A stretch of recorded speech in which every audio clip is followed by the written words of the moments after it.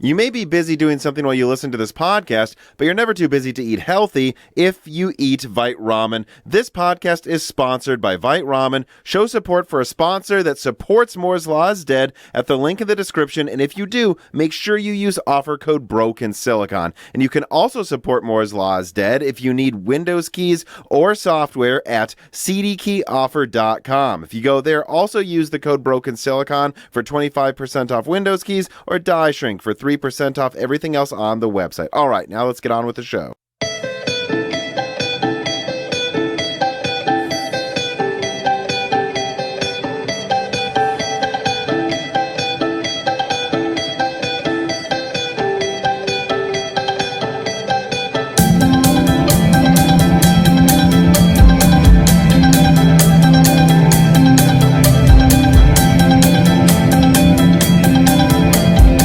Welcome to Broken Silicon, a gaming hardware podcast. I am your host, Slight Fever, Tom, and I'm joined today by my co-host.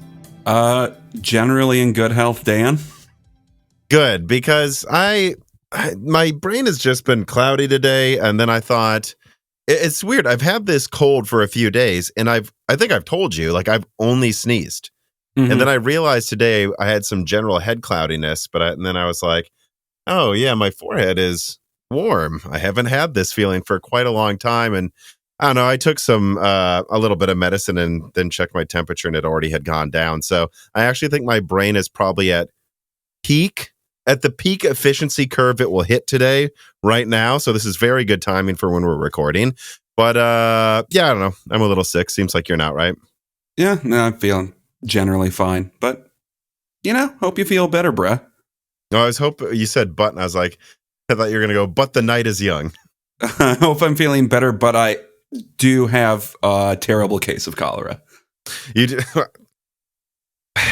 completely jumping over like whatever suggestion I thought you would get. I mean, I don't expect you to get cholera nor rickets or anything like that. I mean, yeah, I need to stop drinking water downstream of where people go to the bathroom, but I would suggest to do that before you get cholera. Yes. Yeah, that's good advice, I think. But I mean, besides that, I don't know. My birthday was yesterday. As of this recording, when this comes out, it will have been a few days before that. Had a pretty chill time. Me and the ladies, my lady and the other lady, Reese. What did we do? We went to some little vineyard. I think we were definitely the youngest people there. And then we went to the Zoo Illumination show, which was a light show they put on in the Nashville Zoo, and chilled with some flamingos that were out at night. That's pretty sick. Did they put lights on all the animals and stuff? They did not. No, there were not. There were not tigers with strobe lights walking around. The lights were separate from the animals. Sounds like you're missing out on a cash cow with that one, Tom. But I mean, it was a pretty chill birthday, you might say. But that's good. I don't know. It's been such a long year. I didn't really want a crazy one, anyways. And I think it would be maybe illegal for me to have a big birthday when I turn 31, because it's like, I mean, what are we really celebrating here, people? It's like, get back to work. You're 31, right? Yeah. But how was your weekend? Pretty good, I suppose.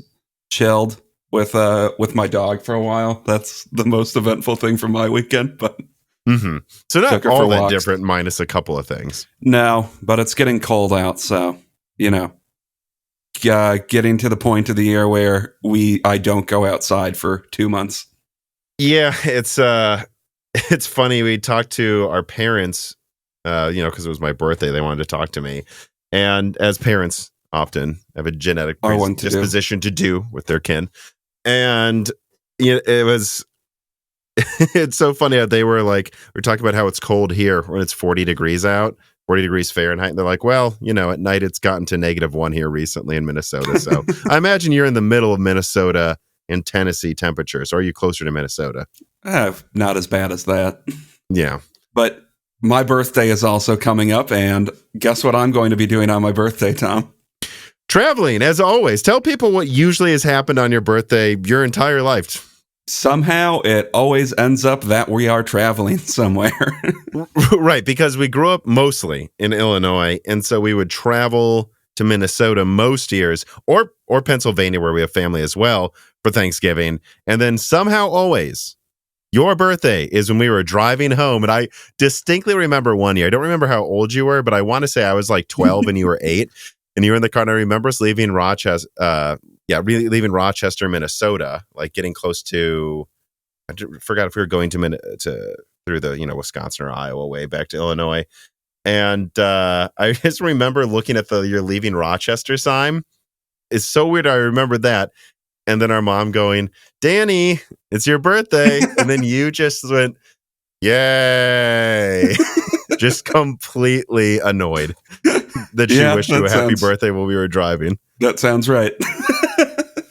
I just I'm sure that's happened in some form or another on multiple birthdays of yours, but that one specifically I remembered. But I don't know. I'll be honest, Dan. You're going to be here in Nashville on your birthday, even though it is a travel day. Before you leave, we have a little surprise for you. Okay. So It'll be an above average travel Danny birthday for sure. But I don't even know if we should keep going on this for any longer. We should get into the reader mails. TMC Peyton writes in and he says, "Howdy, Tom and Dan. What are your go-to foods to save money? Baked beans, ramen. I mean, honestly, when it comes to like breakfast food, no sandwich, which I sometimes have as for breakfast, or like eggs and like, a beef patty can cost more than like a few bucks combined. But when it comes to dinner, it's just my cheap food is I just make chicken pies with pasta, and that whole meal comes to like $5. What'd I say? Pies. I don't make chicken pies. No, I make chicken. I have a slight fever. We've established. I make chicken thighs with pasta. I've always thought, if you want a cheap meal, you don't have to like eat beans and rice. Obviously, that'd be cheaper than what I said, but you can make like some sort of chicken cacciatore, or you can make like a pasta and chicken meal for like $4. Yeah, it's pretty. It's really not that expensive. I mean, I know like ramen is the go-to, like I need a meal food, but it doesn't really have that many calories typically, especially if you're talking about like Marukan ramen, where I think it's like 200 calories or something for for one of those packages. And I don't think that's really a meal. No, and me and you are both fairly tall people. I have to eat like 3 or 4 of those for a meal, so it's just not worth the time. Now, if I wanted more protein and calories in a meal, of course I would go to Vite Ramen. That's for sure. But, when it comes to like the cheaper, which Vite Ramen with the most lots of discount is like, I don't know, I think like $5 for a package. You can throw an egg in there while it's boiling. But yeah, the dirt cheap ramen, I would just eat less food and then just have a bigger meal of like rice and chicken or pasta and chicken and overeating that. That ramen's never been really a thing for me. I mean, I did it for a while in like college as like something I would eat at like 9 o'clock or something.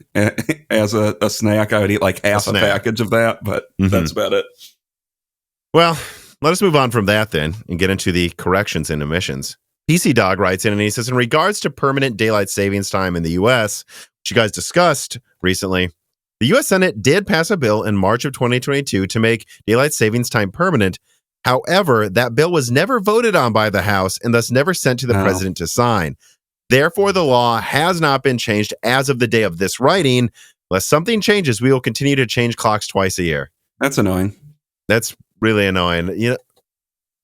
Because I remember seeing news flashes, like this earlier this year, and it was like, oh, daylight savings time is over, celebrate, blah, blah, blah. And then it happened again in the past month, and I was like, wait, didn't we have a bunch of articles saying that's gone? And Google told me, yeah, it passed but I guess, I don't know. I guess the entire news cycle got excited for something that didn't ever happen.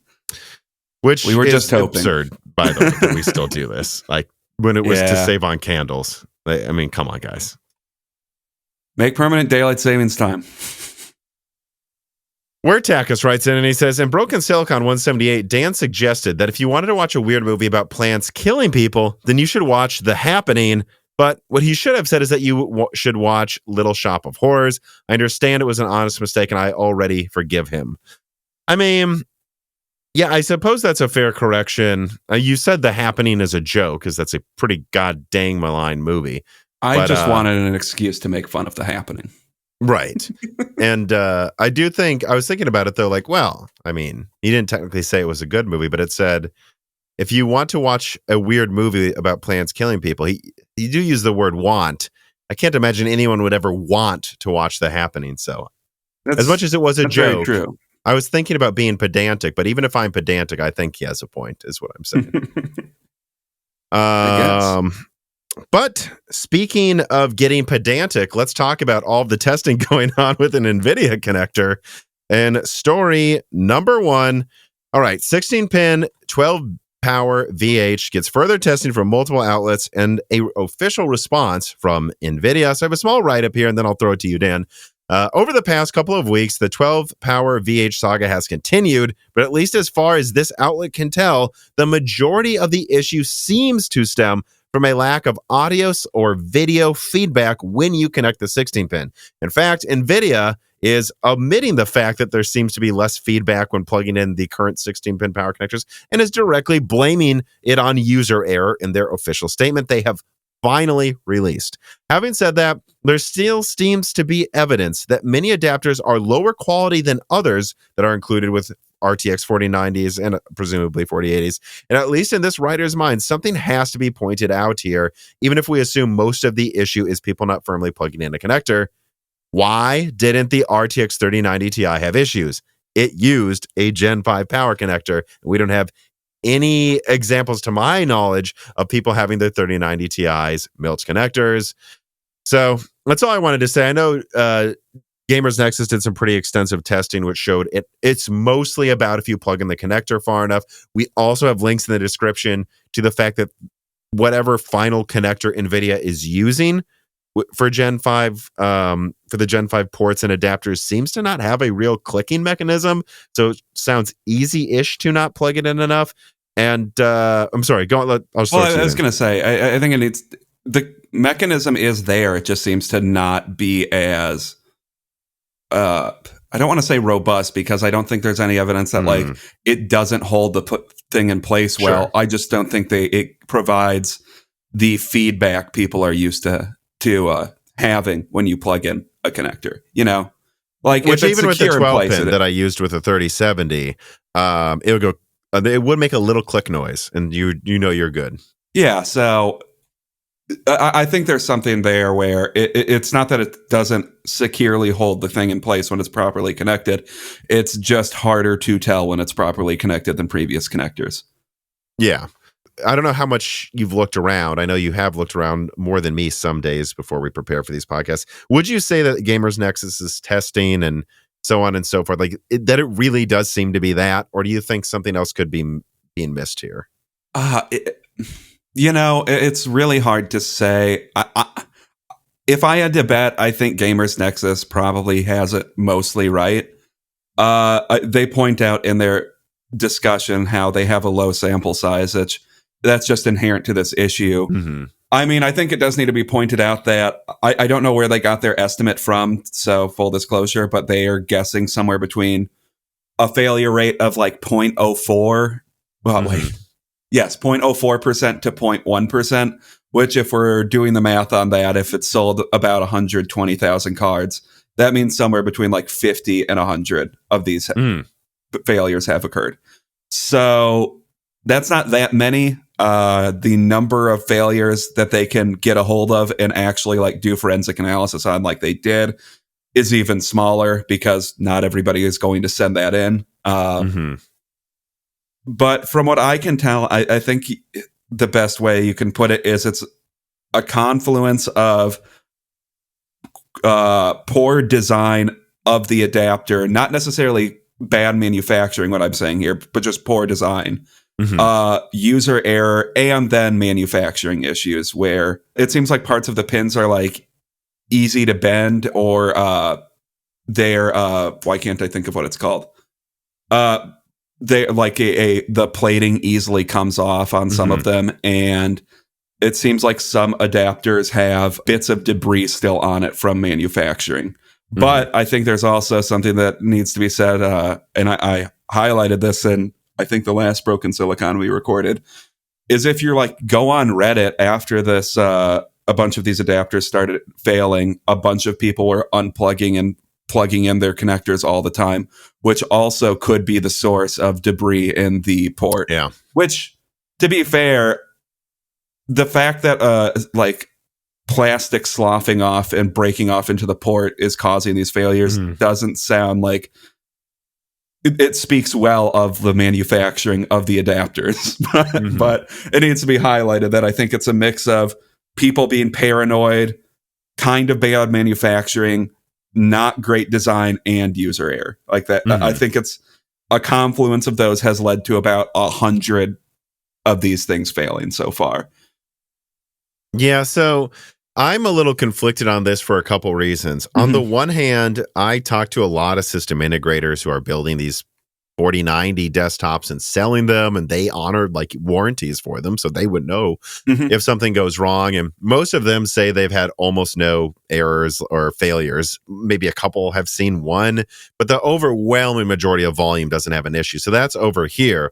But in the other bucket, I have this problem where it is bizarre how long it took NVIDIA to respond. And I know for a fact that Jensen set up meetings with the makers of adapters and of the 16-pin port to discuss something, and that there does seem to be a clear issue with audio/physical feedback when you click it in.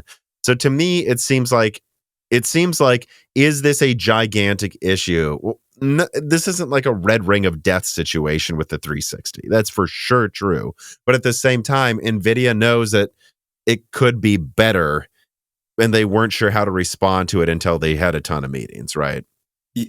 Yeah, it took way too long to respond to this because this is probably a little bit unknowable at the end of the day, but it could have just been people being paranoid about it exasperated a relatively minor issue. And if NVIDIA would have nipped it in the butt quicker, maybe fewer people would have been like unplugging it constantly and posting on Reddit, is this the early stages of melting, as if that's what's going on here. Yeah. And when you have a person plugging something in over and over again, you're just going to be rubbing pieces of plastic together over and over, rubbing pieces of metal over and over. That could be the source of debris getting into the ports. It could also be to bad manufacturing or something of how that debris is getting into the ports. And I don't know, maybe was a slight redesign or something, or there will be a slight redesign of these adapters that they push out. Yeah, and again, so I think the way we would put it, or the way, I don't know, maybe you'll agree or not, but at least the way that I would put it is, this is just an adapter that inherently has higher again, this was a thing I dealt with working in the automotive industry, is some of our next gen connectors on like some parts that had tubing had better specifications, were easier to use in terms of assembly, like clicking things into place, but that the newer ports that we would use for some parts on cars, they had much more stringent manufacturing requirements that meant that we had to go to higher quality companies to make them. You can say, oh, good, it makes them higher quality. It's like, no, it's just more expensive. Like, just some companies don't have the ability to have this level of a tolerance, and you don't need this level of a tolerance for this to function properly. And is that worth the benefits you get with this newer connector? Like, and I think what we can say is that with this 16-pin is, you really got to be on the top of your game for manufacturing. And there are some somewhat arguably inherent flaws in the current design of the 16-pin that dictates if anyone's not at the top of their game when it comes to manufacturing the pin, the 16-pin, nor plugging it in, that there's just more room for things to go wrong than with the previous Gen 8 pins. Yeah, I think that's or a good way to 12 pins, put it. it seems, you know. Yeah, and you know, you can say it's a stupid and unnecessary feature, but at the end of the day, having some type of feedback, especially when people are used to it, having some type of audio or like mechanical feedback that tells you, like, that feeling a vibration of a click, that tells you that what you did is correct and the part you have is properly seated, is important. And I don't think that's like an unnecessary design feature unless like you're doing some weird German engineering where you do that by adding 16 different parts to it. But Yeah. I think, yeah, having like a big, robust clip that you feel go into place is important, clearly, because that seems to be the primary exacerbating factor on why these things are failing, you know? And I think it's good that in NVIDIA's statement, they're like saying we're going to honor all RMAs, but I mean, all RMA requests that were due to this failure, but it is a little funny. Just they did try to just chalk this up to, well, you guys are all stupid. I feel like That's the usual Nvidia defense. And I would just say to say it's just all user error. Why didn't this happen with the 3090 Ti? And I know what Nvidia's answer already probably would be, well, the 4090 sales are tremendous, and it's outselling all expectations. So you have a higher sample size. And that's at least partially true. It's just, we didn't see this before. So something has changed, whether they want to admit it or not. Yeah. And I mean, I would encourage people to like go watch the like Gamers Nexus videos, how close it can be, to plugged in with it still being insecure in its port. It basically looks plugged in. And if that cord is under some tension, it can slowly become dislodged over time.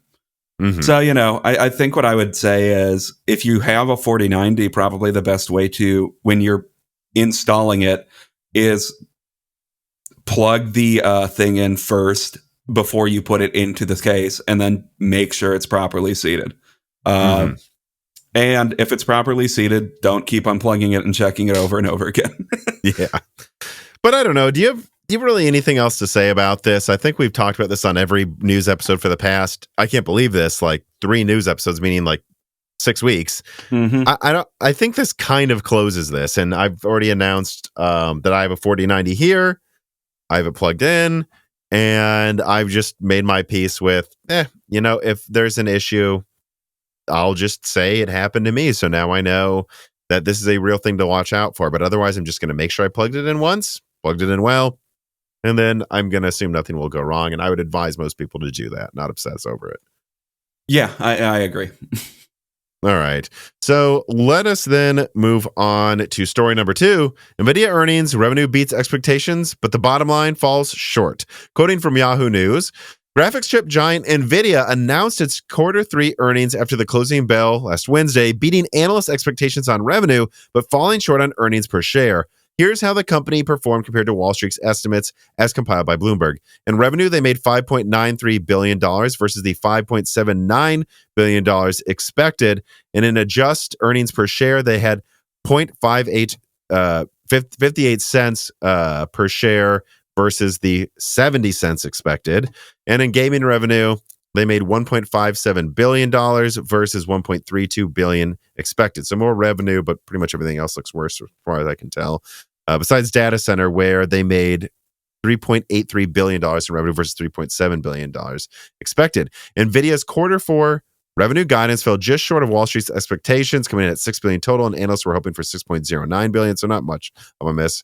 And chip stocks have been hammered this year as consumers and businesses' demand for electronics has ebbed following the explosive growth the industry saw during the pandemic. Consumers don't need as many computers after buying them up during shutdowns, and companies already have plenty of machines for their remote and hybrid workers. Jensen Huang, founder and CEO of NVIDIA, said, "We are quickly adapting to the macroeconomic environment and correcting inventory levels as we pave the way for new products." Yeah, so that's the little write-up I had here. And the other thing I would add is their margins, I believe, are going down to below 60%. So if you look at revenue, right, they made more revenue than expected, but their earnings per share are down. They're selling things at lower margins to get rid of them. This is a fact then.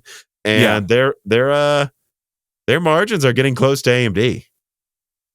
I mean, yeah, I Nvidia kind of put itself in a space where they were left holding their own bag, I feel like. So where instead of just selling the stock they had through, they needed to do this clever thing where they thought that they could inflate prices forever.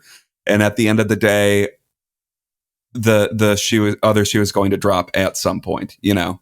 Mm-hmm. Yeah, I mean, it's the other interesting thing I will add to this is I was told, and I think you don't need a source to know this, you can just probably guess, but I was told that we really should expect really pretty bad earnings from Nvidia coming up here.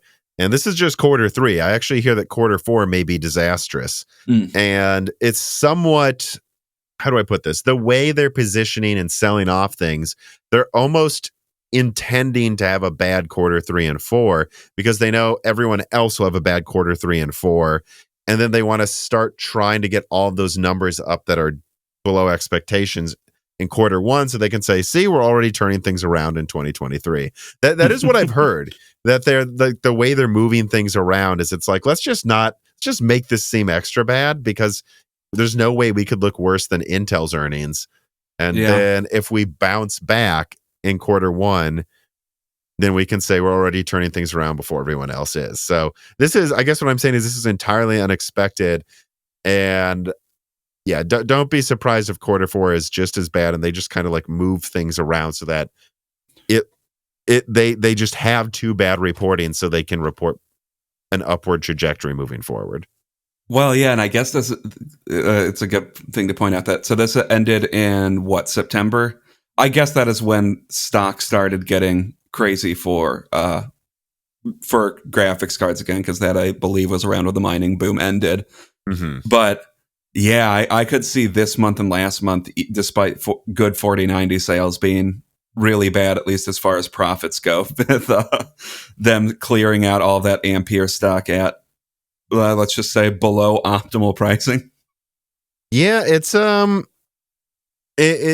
it's hard to say because their gross margin, their margin's still good. I mean, they're a company that has like an average of like a 56 or something % margin. It's nothing to sneeze at, but at the same time, I am going to be very curious to see what happens in quarter 4's returns because it sounds like for some reason people are just happy to pay $500 for a 3070 still. And I know that one had good margins at its MSRP, or at least not terrible. But as you watch the 3080 get close to $700 or below, I don't know. I'm going to be curious to see if their margins go down again next quarter, because if they do, especially if they fall below AMD, then I think there's just no way around it. Then we know, like, for sure that Nvidia Ultimate Play reporting was correct. Ampere really isn't cheap to make for GA102, and that will make me start going, yeah, so I think the 4080 cost is, more than a 3080 to make for sure. That's what I'm waiting to see proof of. And I guess I don't know if they can do this anymore at a certain point, but I think to some extent, and I don't know, it seems like they're doubling down on their expensive stuff, but like at a certain point, like this idea of having these gigantic GPUs that they make every year, I don't know, it doesn't seem like it's a long-term winning strategy to me. Not if they have good competition, no. Yeah, I mean, that's not to like dismiss the 4090 as a bad card, because I don't think it is. It's just I don't think you can make all of your money by selling 4090s and other quote-unquote high-end cards. Right, and that's a thing I'm sure we'll talk about more in this episode, but let's be very clear. The RTX 4090, 8102, and soon the RTX A6000, which I still don't think is quite launched. If it has, it just did, the professional market. Like, these are products that are incredibly efficient in terms of, yes, for the performance compared to last gen, this card here, metaphorically that I'm holding, this 4090, this is efficient in terms of last gen, but they got there by like a 10x increase in cache or something, or whatever the heck they did, or I think it was more, it's like 15-20x increase. I don't even remember. They got there through a ton of cache, through a ton of die space on a really expensive node. Yes. And, like, it's efficient in terms of last gen performance, but it's like I keep saying with Apple, it's like, we understand how you got there. You spent money, a lot of money to get there. Yeah. It doesn't seem like it was really efficiently designed. You just threw cache, latest memory, and everything else and cooling at the issue. You didn't really put effort into efficiently getting there in a design perspective. No, I agree. I mean, I think there's the fact that at least from a performance per watt perspective, the Lovelace is theoretically not bad, even if they've decided to push it way beyond where it should be. I think that speaks something to the design that like they can get pretty decent performance at way lower power usage, but still. I think of it this way. It's the same thing every time there's a new Apple release. It's like they over doubled the transistors. What did you think would happen? Like, I mean, or what did they? It's almost triple the transistors or something with this thing. Like, yes, Nvidia went from 8 nanometer to 4N and 20x to the cache. Yes, it's stronger. Yeah, I just think you need to like look at the two main big competitors right now, like what they're doing, where AMD has I think it has a more heterogeneous architecture now that allows them to make a lot smaller dies and package them together. And at the end of the day, if you're making these big ass GPUs, I think that's what you need to do if you don't want your prices to balloon to $2,000. But I don't know if people keep buying stuff at really high prices when they shouldn't. I mean, people will buy them, but I mean, then they'll keep making them. Yeah. This fall, where you're trying to stay warm and avoid scary activation fees for Windows software, consider using CDKeyOffer.com. CDKeyOffer.com is a long-term sponsor of Moore's Law is Dead and its community for any time anyone in this community needs legitimate Windows keys and doesn't feel like paying excessive monopolistic licensing fees to get access to them. But that's not all they offer either. They also have great deals on PlayStation, Steam, Origin, and Uplay keys, and physical products like gaming chairs and keyboards as well. They are always running sales, but make sure you use the best codes possible provided for the Moore's Law is Dead community. Use the link in the description or on screen, and then use the code BROKENSILICON to get 25% off Windows codes or die shrink for 3% off everything else on the website. This really does help Moore's Law is Dead when you use these keys and click these links, and it helps you pay reasonable prices for products that, let's face it, you just kind of need sometimes and you don't want to overpay for. Go to CDKeyOffer.com today. Well, speaking of things people aren't buying at high prices, I think this is a perfect time then to move to story number 3, RTX 4080 reviews and early sales discussion. So I have a write-up here. On November 15th, the RTX 4080 reviews released just one day before sales started. And honestly, the reviewers were oddly mixed for something that has been so rejected by consumers. This writer, though, would summarize the RTX 4080 as such. Most reviewers found the RTX 4080 to be 16 to 22% stronger than a 3090 Ti in raster, maybe 25 to 40% stronger when you turn on heavy ray tracing with it. However, when pushed hard with ray tracing, the 4090 then begins to lead the 4080 by 35 to 40%, while also offering 50% more VRAM, only costing 33% more, at least in terms of MSRP to MSRP. Yes, the RTX 4080 was efficient and rarely used even 300 watts in heavily demanding games, but that's really not that unsurprising in this reader's perspective when you're considering it's only utilizing a 379 millimeter square die. So what is that, something about 10% bigger than a 6700 XT, guys? And it's using a 4N node.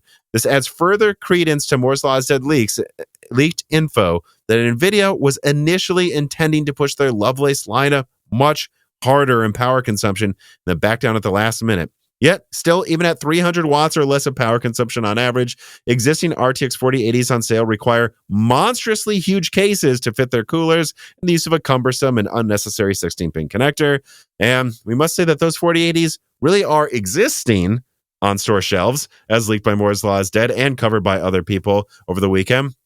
The 4080 had significantly less stock shipped than the 4090. Moore's Law is Dead would estimate it as below 50%, with other people reporting as little as a fourth the shipments as the 4090. And yet, it remained in stock on Newegg for days. Sold horrifically at micro centers and overseas retailers, this reader reached out to. And in fact, some micro center locations gained stock on day one because they usually receive about a fourth to a third of their stock in the afternoon. They received more cards than they had sold in the morning. And so to this day, the RTX 4080 remains easy to get in many, if not all, countries it's being sold in. And thus, there is no way around it. Though some reviewers said good things about the 4080, curiously, consumers have entirely rejected this card in a way not seen since, well, it's hard for me to honestly remember a launch that went this badly relative to the number of cards shipped. Make no mistake, any good review of this card seems to have completely missed the tone of the community who is rejecting it, and Nvidia clearly shipped less cards so that it would sell out easily, and yet it didn't, which is shocking. All right, so wherever you want to start, Dan, what did you think about the 4080 performance, how it was reviewed, and then we can get into sales maybe? Performance, it's like I don't even know how much there's to say about it. It's a bit stronger than the 3090 Ti. It's like yada yada yada. It's it scales linearly price performance pretty much with the 4090, despite also having less RAM and also starting to fall short of the 4090 when it comes to ray tracing. So with all that in mind, I don't know if they would have sold it for like $900 to $1,000. I don't think you would have had a bunch of rejection from the community, but it is what it is. They're trying to get away with selling this for $1,200, and no one wants it for $1,200. And it also is needlessly cumbersome in its size because they wanted to put, or not wanted to, but were considering pushing this thing to, I don't know, 400 watts. I'd say, well, it's hard. If you're going to make the 4090 450 watts, and then you're going to have the 4080 use the same coolers, the 3090 only used about 10% more energy than the 3080. So yeah, I would assume at least 375 or 400 probably. Yeah. And now you have this card that, like, from today's perspective, especially for an 80 class card, it's like weirdly power efficient, where it rarely goes over like 300 watts, if I'm remembering correctly. Yet for some reason, it's using this monstrous, like, it's using the 3-slot cooler, right? Or is it 2.5 for the slots? Founders Edition? The same 3-slot Founders Edition as the 4090, yeah. And it's you could have thrown like a 3070 cooler on this thing almost, I think, right? Well, or, you know, as I leaked, the 4070, at least in NVIDIA's test labs right now, has what I would describe as a more compact 3080 cooler, but the fan, just like with the 4090 compared to the 3090, the fans bulge out more and take up as much space as like literally possible in its footprint. So you're talking about a cooler that's somewhat comparable in size to a 3070 Ti, and yet probably cools better than a 3080 Ti's 2-slot cooler. And so yeah, I mean, you're talking about something that should have easily been able to cool 350 watts, only takes up 2 slots. I don't know why they would not have used the 4070 cooler I leaked over that. I don't know. Yeah, and I mean, you do get benefits from having that, I suppose. Like, I bet the 4080 is really quiet. I doubt it's going to be using those fans very much, but I think you just want to have an option, and it tends to be the Founders option, or not Founders, the reference designs that where you get something that I think just can fit into a case, and now that is being thrown to AIBs, and I doubt any of them are going to answer that call. So we're just going to have a bunch of 4080s that all you have is great thermals being advertised, which aren't going to get you that much because it seems like the Founders Editions pretty easily get to like, what, 2.8 gigahertz or something, right? Yeah. So it's like, cool. The Asus Strix model is going to be, I don't know, what, $1,500 probably, get you slightly better thermals so you can push that 2.8 to what, 2.85 gigahertz or something. Yeah, it's ridiculous. And, you know, it's interesting. I saw a lot of people saying, well, let's, and this is, again, you can have this opinion. It's your opinion. but I've seen this opinion a lot. This card isn't bad. It's really efficient. It just costs too much. And my opinion is it uses 16-pin power connectors it does not need to use. And it's too big to fit in most cases, which is absurd considering it doesn't really bring you more performance than last-gen flagships. It doesn't bring you more RAM than last-gen flagships. I really think the card kind of sucks. Like, I saw someone in the comments, I responded to them, say something like, if it was $500, everyone would love it. And I said, yeah, but it can't cost $500. It costs more to make than a 3080. You know what would have also been awesome? If the 6500 XT was $90, because that's actually about the same price difference to 200 is 500 to 1200. And you want to know what else? Even if you make the 6500 XT $90, it still can only have 2 display ports, and it still has a small amount of video RAM. So just like that with the 4080, doesn't matter what price you make it, it will always be too big and have unnecessary connectors. And even if it was $800, the 3090 is selling used with more RAM for $700 on eBay. And the 6800 XT is going for less than $550 with the same amount of RAM. Even aligning $550 to $800 in price performance, the 6800 XT is kind of better price performance than a 4080 at 2/3 its MSRP. This is way, way beyond it costs too much. It costs way more than it should, and it still is too big, even if it was the right price. But the right price is probably just shockingly lower than it is now. This is beyond, it's a bit too expensive. The 3070 Ti was a bit too expensive. The 3070 Ti didn't cost $800.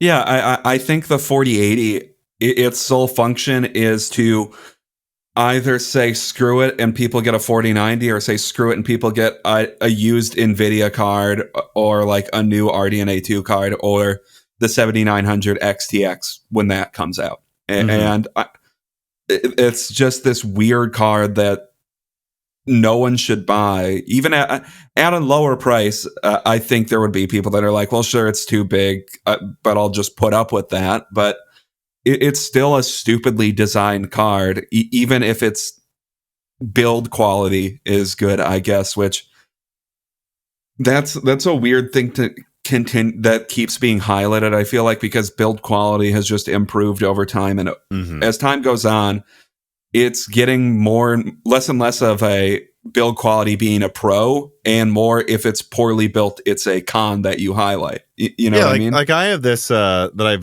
been using for a while before the 4090 came in, which I'll get into why in the review. But I have this RTX 3050 here, which I wouldn't say is particularly amazing build quality, but I can say it probably feels like nicer build quality than even like aftermarket 7970s from a decade ago. And this is a budget graphics card, so like we just expect things to have good build quality, especially if it's over $700. Everything is good build quality above $700 now, pretty much. I don't know what your point is.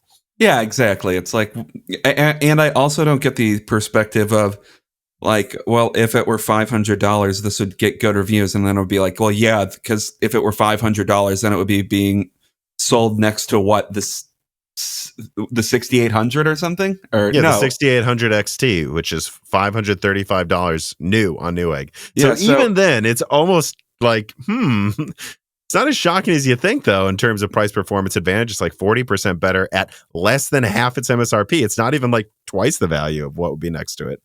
Yeah, it's just such a weird thing. It's like, it also, people would have been praising the 4090 more if it sold for $800, and it's like, yeah, but they can't afford to sell for $800. It's not going to sell for $800, so I don't know why we're talking about this. It'll sell for $800 maybe in 2024. I mean, that's how the market's working now.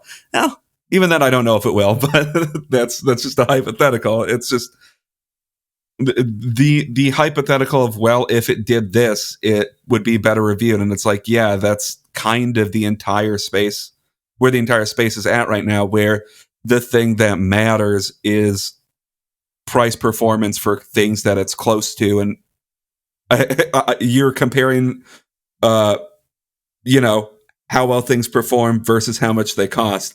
Anything outside of that analysis doesn't make that much sense to me, because everything is going to be more or less good build quality. Like, yeah, if RDNA 3 comes out and it's like loud and has a bunch of coil whine or something, all right, then people will complain about that, but I doubt we're going to see that. Yeah, it has a 2.5 slot cooler for 355 watts. I think it's going to be pretty goddamn quiet. Yeah. Yeah, and so I just want to be clear. I don't just think making the price lower would have fixed everything. Obviously, if they made it like the lowest I could see it is $800. If they made it $800, then this would have probably sold out. But keep in mind, they shipped a fourth to half as many cards as the 4090. So you would hope it would be able to sell out if it was reasonable. And what this really should have been, it should have used the fastest GDR6X on the market, which it doesn't quite. It should have used the full 8103 die and been pushed up in clock speed with a 350 watt TDP. So I'm saying the faster memory, the TDP, the full die and clock speeds, that would have probably given it another 10% performance. So it's, maybe within 20% of the 4090 like it should be. And then it should have used a 2-slot cooler and been like $900. If you would have made this thing smaller, 10% more performance, so it's respectable, and just and actually hit the performance level you'd expect out of something you call an 80, then I think we'd be talking. But I don't think it's just the price. I think there really are several drawbacks that involve size and everything else that it just still would need to be addressed. Yeah, I just think people are willing to overlook those if something is decent price performance. And if it were $800 or $900, I think it would generally be fine. Mm-hmm. I guess is the way to put it. $800, I think that's starting to peak into like, well, this is pretty notable price performance at that point. But $900, it's like, this is kind of just the expectation you set Nvidia when you launched the 4090. Well, so let's just move this forward then.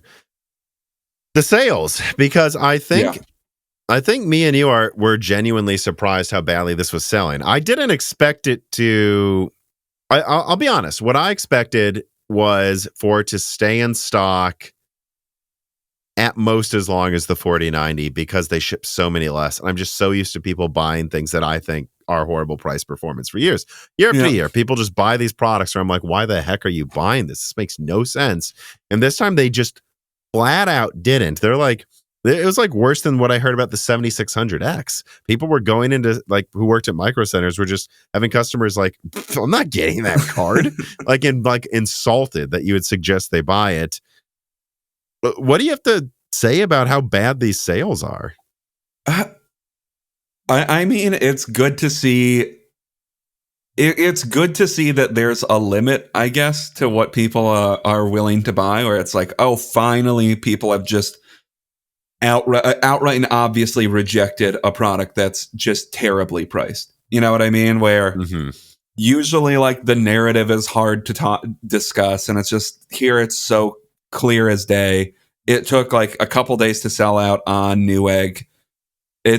I'm not sure if, as of recording, if it's still in stock at Micro Centers, but I checked at least right before the recording, okay. And the one in Chicago we've been to, it's still in stock. Okay, so it's still in stock at Micro Centers. And I mean, like dozens of them in stock.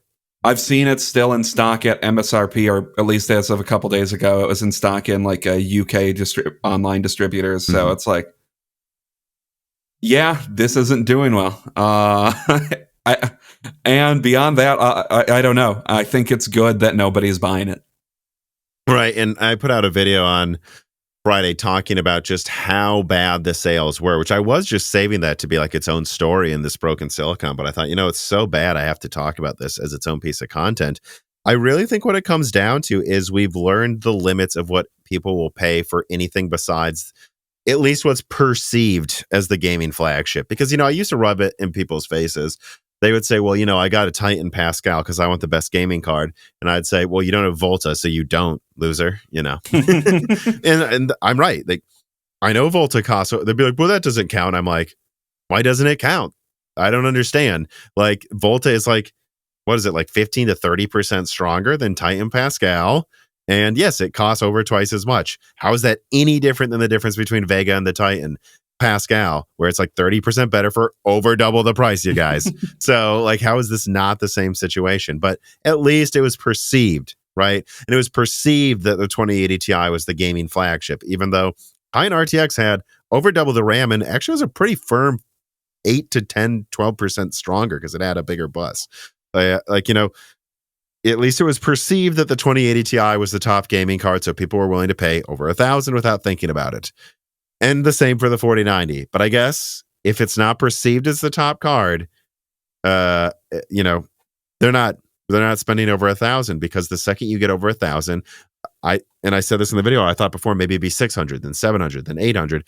What we learned is $1,000 is the round number where people put enough thought into this, where there's no one buying a card for over $1,000 that hasn't spent at least 15 minutes of research. And if they have, they would have seen the specs difference between the 4090 and the 4080. And I think what we're learning is, as much as we know Nvidia wants Titans to be $2,000 to $3,000, and they want the 80s to get to $1,000, I just think that's going to be hard for them to do moving forward until we get well into like future inflation or something. Maybe that'll change then. But yeah, it's going to be hard for Nvidia to charge more than $1,000 for almost everything, besides the flagship. I don't think people, like you said, I don't think people, and AMD has cultivated this now for a while, people don't see the 80 as the like flagship product that you spend more than $1,000 on. So people are just going to reject it when they see that, unless it's like, I mean, you at least have to add the like TI moniker to try to push it over $1,000. And sure, I guess I don't know how well the 3080 Ti really sold, but I don't know. Not very well. It was hard for them to get rid of it. That thing got huge price drops before the 3080. So more evidence that if it's over $1,000 and it's not the best, they don't want it. Yeah, because if you're spending over $1,000 on a graphics card, I have to assume you're spending at least what, $2,500 on the total PC. Yeah, or probably closer to $3,000. And at that point, it's like, what's another? You're adding what, 10 to 15% to the price to get 30%, 20 to 30% more performance? You might as well. Right. And if you're not going to do that, either go to the next tier of performance lower and get like a 6800 XT, or like look for like a 3090 or 3090 Ti on sale. Although I looked at Newegg, don't buy them new because, of course, pricing for old stuff is out of whack right now. But on the used market, I'm sure you can get them for like $800 now. You can. And yeah, so I think it's just an interesting reality we're in where, you know, we have to admit it, Nvidia wins. They have been successful in making the flagships cost over $1,500. I think from now on, Nvidia flagships will always cost $1,500 to $2,500. You know, they just will. But we might get into a situation where the 5090 is like $2,000 and the 5080 is $800 or $900. And I guess that's just the limits of the 80. We found the limits of the flagship. People have trouble spending over $2,000, and it's about $1,000 for the 80. And then the next question is, when will they try to introduce a 90 and a Titan at the same time? Yeah, well, they, you know, as I may leak later this year, I just have proof of what happened with the Titan that I've already leaked. And you've seen the proof, Dan. They were going to do that. But for a few reasons I'd like to like save for like a fun holiday video, they didn't. We're getting ahead of ourselves. Let's move on to a much more reasonably priced set of products in story number 4. So AMD releases more RDNA 3 info. Will they beat the 4080? All right. So last week, AMD released a flurry of RDNA 3 info that allowed us to finally conclude the following. Number 1, the RX 7900 XTX is clearly 50 to 65% better than the 6950 XT. They gave firm numbers on specific game benchmarks that I could compare to other websites with the same settings, by the way, and they matched up. And therefore, you should expect the 7900 XTX to be 70 to 80% better than a 6900 XT in raster. And this is before considering models that may push power beyond 355 watts. So I think AMD is getting, if you were to push the clock speeds to roughly double the performance as leaked. And then in ray tracing, the 7900 XTX actually brings around double the performance in real games with ray tracing and FSR on. I think they said 80% higher ray tracing performance at 2.5 gigahertz. They had examples of games I saw with FSR on hitting plus 82 to 85% or something higher performance than the 6950 XT. So yeah, ray tracing is getting close to double as well. But that's the good news. The bad news, there's no way around it with point number 3. The 7900 XTX should come within about 10 to 15% of the 4090 in raster and beat the 4080 by a solid 30%, but it's going to get destroyed in ray tracing by the 4090. And there's going to be games where the 4080 beats the 7900 XTX, and it probably will beat it in average with ray tracing, although certainly not raster. Also, and finally, it should be emphasized that the RX 7900 XTX should have a BOM cost similar or lower than the RTX 4080, as AMD also gave more information about how much cheaper it was to produce the 7900 XTX in the way it is with chiplets versus monolithic. And so I guess it just seems like Nvidia will keep the performance crown for now, but that it won't be by much in raster, and that this has only been achieved by making incredibly expensive designs. So again, 7900 XTX is going to beat the 4080. It's going to lose to the 4090 by maybe a tier, not even quite a tier of performance. It's going to be close enough that it will probably win in some games in raster. And even the 7900 XT should trade blows or maybe even slightly beat on average the 4080. But in ray tracing, Nvidia is still king, but AMD's designs really do cost less to make. Dan, what do you think about this news AMD put out right before the 4080 was launched? I mean, the 4090, people are going to go to the 4090 still when they just want unhindered performance, or that's all they care about. And, AMD undercut both designs they put out by $600 and $200 with the 4080. I still think the 4080, the 7900 XTX clearly looks like a more appealing than the 4080.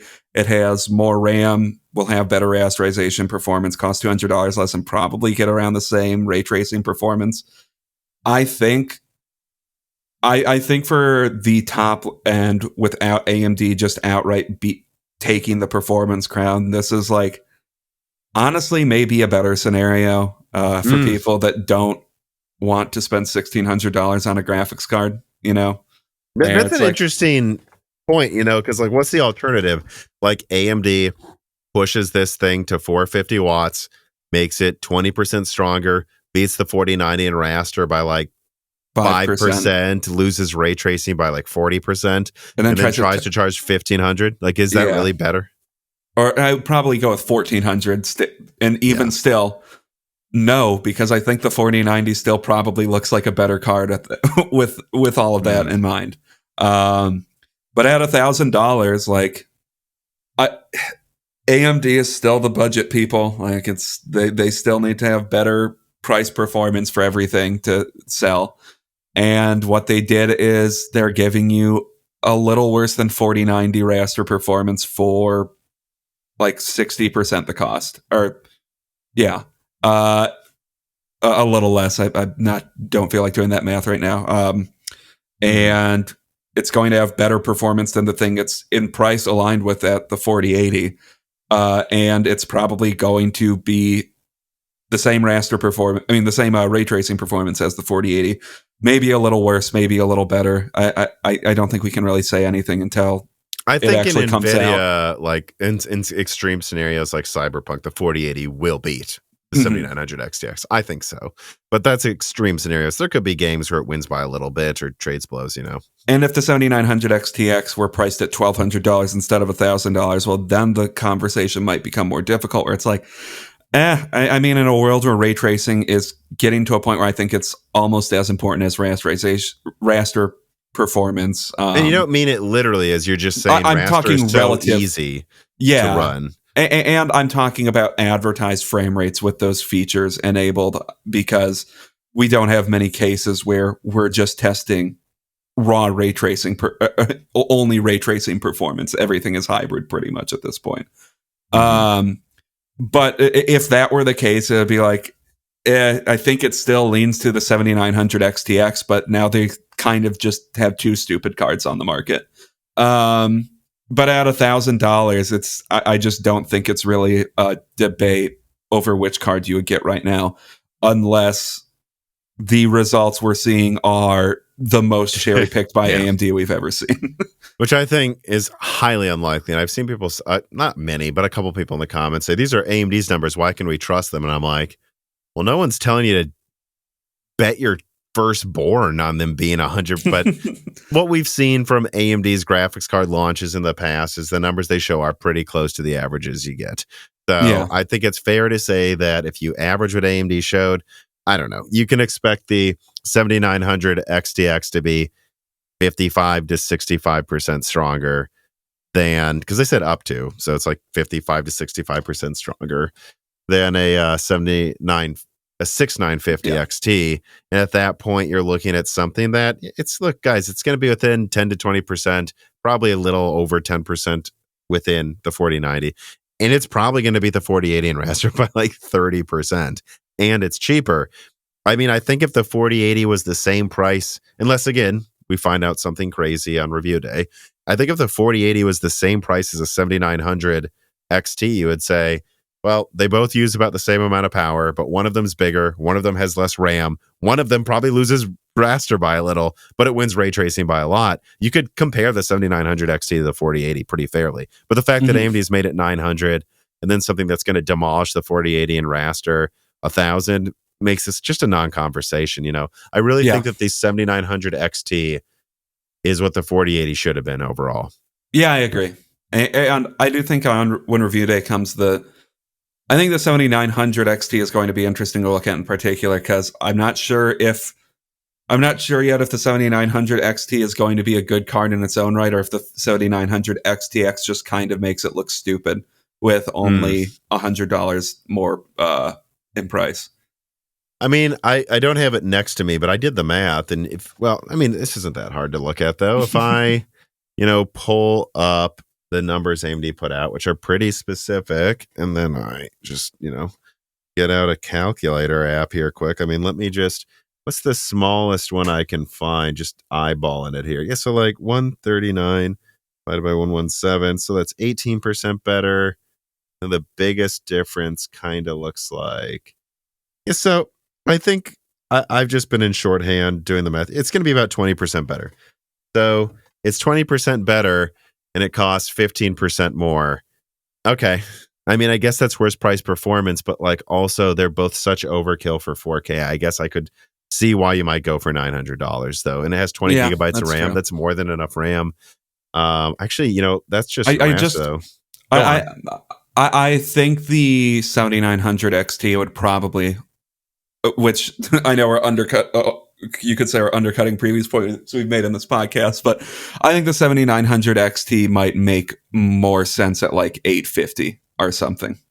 That versus. But here's the interesting thing, though. If I look at ray tracing, the difference becomes closer to about 12%. So I think what AMD was thinking is with ray tracing on, it's less than 15% away. With raster only, it's about 20. That's probably why they made it 15% apart. Okay, I mean. We'll see on review day. Maybe it won't be as bad looking as it potentially could be, but I think at least reviews are going to highlight the price difference. Oh, they will.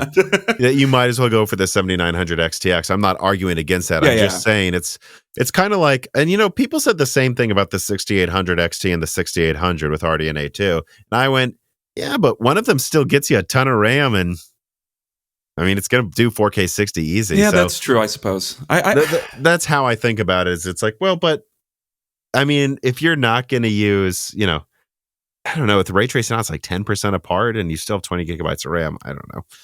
That's all I'm saying. I mean, I think both probably look better than the 4080, but oh, for sure. But the one thing I will say is I'm not going to hide from this. I agree with what I've seen some people say.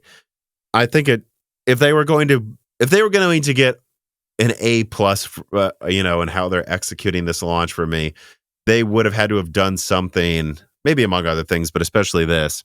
It should be $800 and be called the 7800 XT, and the other one should just be called the 7900 XT. Come on, AMD. Yeah. You didn't even raise the price. Call it the 7900 XT. Call this the 7800 XT. What are you doing?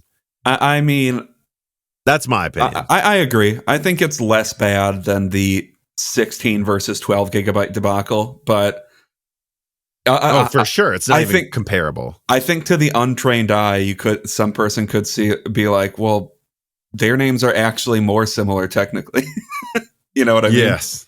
But just highlighting only a difference in RAM implies that they're the same product aside from the RAM. Mm-hmm. Yeah. So that's all I would say is it's not a this. I think I'm going to agree with what people will say is might as well get the 7900 XTX, but I can make the argument for why if there's a 7900 XT and it's $100 less, you shouldn't sweat it if you got that instead. I'd also point this out to people that I don't think they're going to make many of those. It's a 308 millimeter squared 5 nanometer die. 5 nanometer is better yields than 7.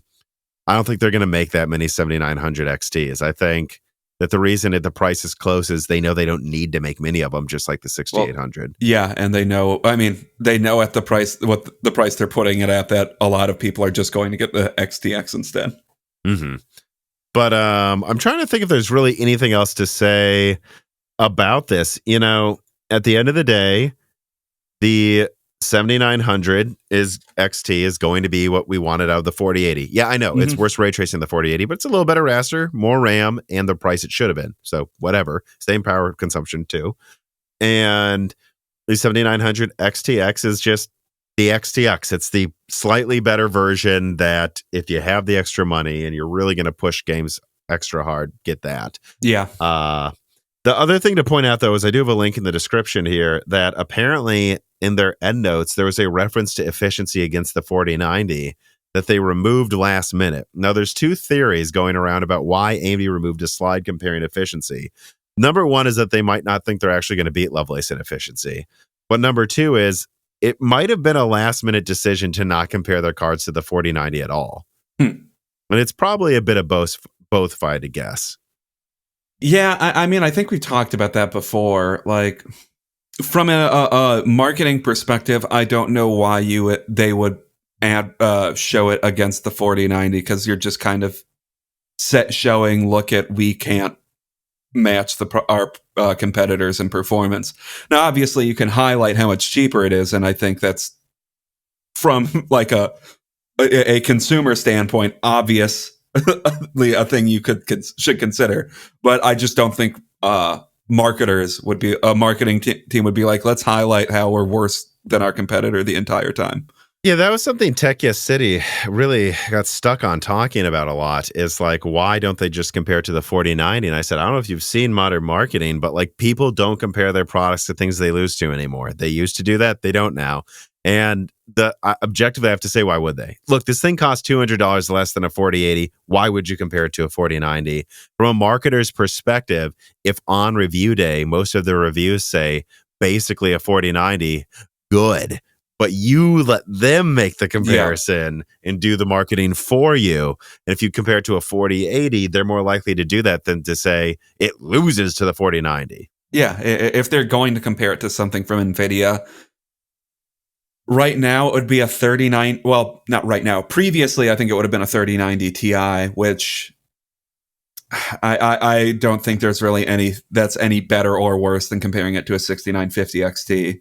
Or they compare it to now, or we go to now, they should compare it to, from a marketing perspective, a 4080. And let me point this out too, when it comes to like why it's been a little weird how with some of the performance stuff is I keep hearing that like validations being pushed back to the last minute. I don't know how firm the numbers really are. Don't be surprised if like final slides come out in like 2 weeks from now and they're like 5% better than what we've seen actually, or a little different, because I don't think they're completely done validating these dies with AIPs. So I think some of this, it's not estimations. I'm sure they pulled it out of a real test unit, but I don't think they have a lot of them in mass validation. So that's another reason why some of the numbers are weird. But and one more thing, I do think that there's a reason that they're not comparing it to the 4090's efficiency as well, is they know that the 4090, while actually gaming is, and I've found this testing it myself, insanely efficient, just like the 4080, which, hello, it's using the most expensive node and it's a giant die. It should be. Yeah. But also, if they argued they're more efficient than the 4090, which I would say overall they will be probably for most people if you don't cap the TDP or whatever, like I am with my 4090, Nvidia could just hit back with ray tracing on, we're twice as efficient as AMD. That's true. And you don't want to give Nvidia that opening Yeah. to do that. You know? Yeah. Like AMD's line, we're actually more efficient in the latest games. You know, so yeah, maybe in last gen games they're more efficient, but you buy Nvidia for next gen. That's the GeForce experience and the Jensen promise, or you know, whatever. Yeah. No one would dare play CS:GO on a 4090. No one, absolutely not. TMC Payton writes in and he says, with RDNA 3 being AMD's first multi-die gaming GPU architecture, is it possible that AMD chose not to push up the TDP because performance wouldn't scale as much due to a fabric bottleneck or die interconnect latency issue? With Zen 2, pushing the core clocks faster barely increased performance due to fabric bottlenecks. Could RDNA 3 exhibit the same behaviors? Is that maybe why they didn't push it to 3 gigahertz at stock? Of course, you already mentioned the thermal expansion problems could be a thing as well. Yeah, right. So if you're cooling a 6 nanometer die and a 5 nanometer die, thermal expansion will be a little different. You know, here's what I'll say, TMC Payton. I asked about this. And there's actually a part of my 7900 XTX performance analysis portion of that 4080 review video that I cut it because I just don't feel like I have enough input or enough details from the people who have given me input to double down on this yet. But so far, people I've talked to at AMD think the clock speed flaw rumor is bullshit. Like I've literally had someone at AMD say that's bullshit. So the problem is this, though. Not everyone at AMD knows everything about an architecture and the decisions that went into positioning. So if you're listening to this, and I suppose you are if you're hearing me say it,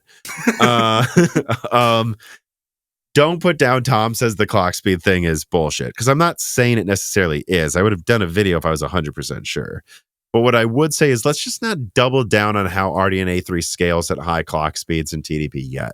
Yeah, and this is one of those things that I think is more worth talking about once reviews are out, where like if like DeBauer gets it to like 3 gigahertz and or it doesn't increase performance, then there's a conversation to be had. Yeah. and to be clear, my suspicion, and remember, there were people I talked to at AMD. Literally, someone I talked to at AMD said he didn't think RDNA 3 could have DisplayPort 2.1. And you just go, you know, but that's wrong. And it's like, but why would he know that? He doesn't work on that part of the architecture, you know? So just, that's why I'm not doubling down on any clock speed thing yet. But it's especially because I think if AMD could have gained 20% performance by using 24 gigabit per second memory and 3 gigahertz clocks on a stock product, they would have. Like, why not do that? Even if it hits 400 watts or something. But at the same time, I'm told that there probably isn't some big flaw. So my suggestion would be we should expect the reality of RDNA 3 scaling at high clock speeds to be in the middle.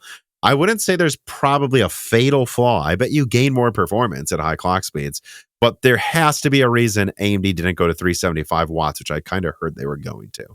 Right? You know, so it's in the middle. I think what we're going to see is some AIB models, if they nail the cooling and give it the fastest memory, do get a decent increase. But it's not going to be until AMD really looks at holistically everything going on with their top die's performance in the wild that they decide how to position the 7950 XTX. It should come with a stacked Infinity Cache or not. And then that's how they push that extra 20% to like double performance or something. It's probably in the middle, the reality, but there has to be a reason they didn't push it out of the gate like this. Lorez Gamer writes, and he says, hi, Tom and Dan. It's unfortunate that new graphics cards this year are still running PCIe 4.0 16 rather than PCIe 5.0 times 8, in my opinion. Both have roughly the same bandwidth, but 5.0 times 8 would allow motherboards to repurpose 8 of their PCIe graphics lanes on new motherboards for storage, video capture, or some other sort of acceleration in another PCIe slot. Do you see GPU manufacturers ever going to a system where they build their top cards with, say, PCIe 5.0 times 8 or 6.0 times 8 instead of going with 16 lanes of a previous gen PCIe? Or is it because of user perception that 16 is better than 8, or because they want to market 8K cards? Well, most people don't. I'd say most people building high-end systems now do have 4.0. But if they go with 5.0 times 8, you need Alder Lake or Zen 4 or better. Oh, actually, I think Rocket Lake actually had 4.0. So you need Rocket Lake or Zen 4 or better. There's going to be plenty of people that have Zen Plus CPUs, or more likely like a 10900K. Not most people buying these cards, I would actually argue at this point, but plenty enough people that I think, especially when it comes to like Navi 32, I bet there's a lot of people that will still have like a Comet Lake system and get Navi 30, like a 7700 XT. If you give them 8 lanes, they might have a decent performance drop with a PCIe 3.0 system. And so they would. So why do that? And I just think you have to look at like what are the majority of people on at this point. It's probably 4.0, right? Yeah. I get the idea, but most people are probably on 4.0. I mean, I guess you could say like, I don't know, everybody getting a 4090 probably has a new system, but I see a lot of crap on forums of people asking, can I get a 4090 if I have like a 9900K or something like that? And yeah, you can. You can. And depending on how hard you push, they'll probably run it fine. I'd recommend maybe getting a new system, but then again, though, they might not want to right away. They might want to get a 4090 and then wait for Zen 4 to come down in price, which will has. We'll get to that later. And then that's when they're going to upgrade. It would suck if they got it and they lost 10, 20% performance for no reason, for not a good reason. I think the reason this comes up, though, as well, is I was told they were using 5.0 on RDNA 3, and I am surprised they didn't. Something clearly happened, kind of like with a last-minute cost-cutting thing where they decided it just wasn't worth it, I guess. I guess. Yeah. I don't know. It is weird to me that so many people said 5.0 that I talked to. Everything else was right, and that changed. But when those rumors were going around, not just from me, but from other leakers that it had 5.0 RDNA 3, you know, people were hoping they could get a Raptor Lake system that has 5.0 and use 8 of those lanes for a Gen 5 SSD. And I guess now they can't without some performance loss. And I don't know what to tell you guys, you know. I guess if anything, this should give you solace. At least Dave Eggleston, who was recently on, couldn't really see how 5.0 is really necessary for gaming anyway. So yeah, I mean, I have to imagine that's that was the analysis they had as well. Will this give us literally any benefit in performance? Yeah, and how much more will it cost, and will it cause issues? Probably. All right, TMC Peyton writes in and says, howdy. In retrospect, does AMD now believe that the massive gap between Navi 21 and Navi 22 was a bad move? Navi 21 had 80 compute units, and Navi 22 had 40 compute units. To me, that's almost comical. AMD seems like they never wanted to make ARC 6800s either, with 25% less CUs to finish the gap. And the RTX 3070, 3070 Ti, and 10 gigabyte 3080 seem to sell much better in the void anyways. Thanks. Well, TMC Payton, thank you for writing in, but Navi 22 had 75% the bus and infinity cache of Navi 21. So I don't actually see your point. I know it had half the compute units, but it was clocked faster than Navi 21 and had most of the bandwidth in cache.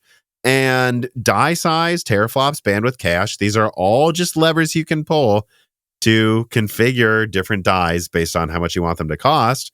And AMD thought it was the right balance to focus on most of the bandwidth and 2/3 or less of the compute. And now with Navi 32 versus Navi 31, it seems like you go from 256-bit to 384-bit, and you go from 64 megabytes, according to Angstronomics, to 96 megabytes in Navi 31, then you're getting 50% more cache and bandwidth with Navi 31 over 32. But now you're not, I believe, getting 50% more compute. And it's just how they balance things. Yeah, and I think from just a perspective of like the performance you got out of the... I mean, the performance are from the tiers of cards they were able to get out of Navi 21 and 22. I don't think from that perspective there was like some big gulf in performance at any point that like made it obvious that there was some configuration missing. I mean, I guess you could argue the jump from like the 6700 XT to the 6800 XT was relatively wide, considering the 6800 didn't sell that many. But I don't know. I kind of find that less exhausting than having 97 SKUs at the above $500 mark like there is with Nvidia, where how many freaking 80 cards did Nvidia launch that had barely different performance? I think spacing your cards, I don't know, 10 to 20% in performance is a good it is a good sectioning of your product stack. By the way, I have to say I stand corrected. Huh. The difference in compute is pretty similar to the difference in bandwidth. Actually, I'm looking at Oh. the Navi 32 number of compute units, according to Angstrom, and for some reason I thought I was probably thinking of it in terms of 10,000 divided by 700 and 680. No, it's actually a bigger one than. Well, I guess it's not double though, so I guess the point still stands. But yeah, I mean, how do I put this? Now, my point still stands. I just want to be clear that it's not like one of them's double versus the other one now. Before, they had 33% more bandwidth and cache, half the compute units. Now, they have not double the compute units, moving up to 31, but 60% more and 50% more, cache and bandwidth. So it is more balanced, you might argue, this time, but Navi 22 worked out well. And as far as we can tell, the total die size of Navi 32 is pretty similar to the total die size of Navi 22, and it all seems relatively similar anyway. So, there's just multiple ways to skin a cat, guys. There's multiple ways to spend resources to get to a final die size. Die sizes between 22 and 32 will be similar. Performance differences to 31 and 21 will probably be similar. But this time there's not half the compute, just 2/3. Yuma writes in, greetings. I'm currently curious as to how power efficient Navi 33 will be. My understanding is that using chiplets on the higher end chip has a power cost, so I'm curious if Navi 33 will be a performance per watt king. Well, remember though, Navi 33 also uses all 6 nanometer. And AMD at least claims there's negligible power losses with the way they've organized the chiplets, which if that's true, okay, very impressive AMD. But there has to be some penalty, I would say. My guess is just expected to kind of scale similarly in efficiency to Navi 31. It's now all monolithic. There's a bonus, but now it's all 6 nanometer. There's a negative. That's kind of what I'm expecting. Yeah, I was going to say something but about it being all 5 nanometer, but I forgot that wasn't the case. Yeah, I'm glad. The comments would have attacked you, Dan. Well, I'm opening myself up for attack now. I'm glad I also corrected myself on the compute unit difference. But Beefish writes in and he says, hi, Tom and Dan. I had a question about RDNA 3 and laptop. With Navi 33 probably making the bulk of laptop and being functionally on a similar node to RDNA 2 mobile, that is, they're moving to 6 nanometer with Navi 33 before they use 7. How much improvement gen over gen would you expect? Are they going to pull an Nvidia and just push more wattage to get that improvement? No, I wouldn't say so. And I think you've got to remember that, well, the 6 nanometer products we've seen, I guess, which is really just the 6500 XT, right? Versus the 7 nanometer products from RDNA 2 doesn't seem to get a huge improvement in performance per watt. That's because they basically just converted it to 6 nanometer somewhat, not last minute, but like it wasn't like built from the ground up for 6 nanometer. When they redesigned the PS5 for 6 nanometer, we're seeing that they saved 18% space. That's pretty incredible considering, 6 they like got the maximum density boost they could get. So I would say if you build a architecture from the ground up for 6 nanometer, like they're doing with the Navi 33 variant of RDNA 3, no, I think you can expect them to save at least 10% die space and get at least a pretty decent efficiency bonus, especially because they'll use faster memory. It'll be more mature than before. I think what you should expect out of Navi 33 is to, what did I put down here? I put down some notes. The same sources that got me accurate, like performance estimates and stuff on like Navi 31, they expected Navi 33 to be around Navi 21 raster performance in 1080p. Now, when I see Angstronomics say that Navi 33 only has a 200 millimeter square die, and all this other stuff has been correct so far, I don't know how I square that away. What I would suggest is we should probably expect Navi 33 to perform between a 6700 XT and a 6800 in raster for now. And so overall, I think you're getting, I don't know, I would expect it to at least be 30% more performance at same power and laptop with Navi 33 over the Navi 23 mobile variant. So I think they used all the way up to the 6800 HS. So hopefully that wasn't a confusing and all over the place answer, but I guess what I'm basically saying is, no, they built RDNA 3 from the ground up for better performance per watt. Not 100% sure Navi 33 will bring that full 54% performance per watt increase, But I think we should expect at least 30%. I think you should expect Navi 33 laptops, the graphics portion to be used 65 watts, and probably perform like a 3070 laptop or something. I think that's what you should expect. And, considering they'll have a smaller die probably than Navi 23, I think they'll be able to put this in budget gaming laptops. That's going to be awesome. Well, 20, if it's what Angstronamics suggests, that's going to be a lot smaller than 23, right? Or am I... No, that was only 237 millimeters squared. Oh, okay. Well, still another 10%. I mean, what? That would probably be able to go into like the same stuff that Navi 23 is. Not really. That's what he said, package. is that they specifically designed this to be drop-in compatible with laptops to try to save money. I mean, that makes sense from a laptop design perspective, why it would be so damn small if it does turn out to be 200 millimeters or 203 millimeters. But it is weird because everyone was expecting above 300 millimeters squared for Navi 33. So if it's 200, I don't know what wires were crossed, or like if this was if it's just black magic and it performs like a card bigger than it should be. Yeah, it's been a while. It's been a while since I read that Angstronamics post, but yeah, I remember 200 being notable in how small it was. If they can actually get that. Again, let's be clear about this.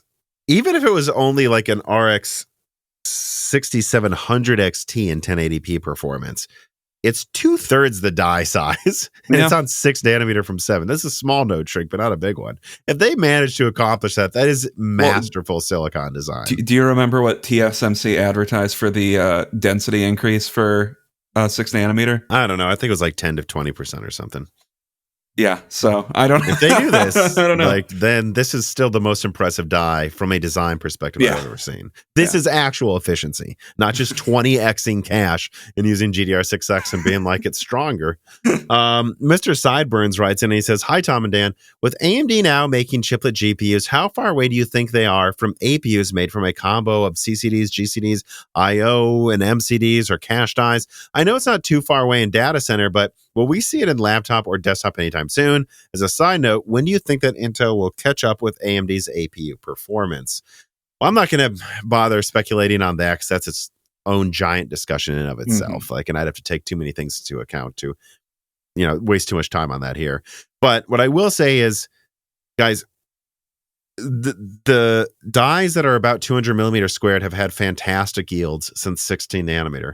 And 7 nanometer has better yields than 16. 5 nanometer has better yields than 7. There's always going to be tons of monolithic APUs, especially below 150 millimeters squared, because they almost don't need to disable them. So, and monolithic is more efficient than chiplets. It just gets a bonus. So unless it's supposed to be extra powerful, there's almost no point in making it a chiplet design if the yields are like 80% or higher. And they're probably 90% or higher. I'm just trying to think what level of performance would they be trying to get with a chiplet design for an APU? Because a monolithic design, so what? Are they going to start making, I don't know, 600 millimeter squared APUs or something? Because that's, I think, when it starts becoming obvious when they would need a chiplet design. Because as it stands, I don't know, the PS5 is what, 200 something? 250 I don't remember. I think millimeters? the 18 nanometer one's 200 some. I mean, 18. The 6 nanometer one. Why did I say 18? The 6 nanometer one. I was probably thinking 18%. The 6 nanometer version of the PS5 is a 200 something millimeter squared thing. It's tiny already. It probably is great yield.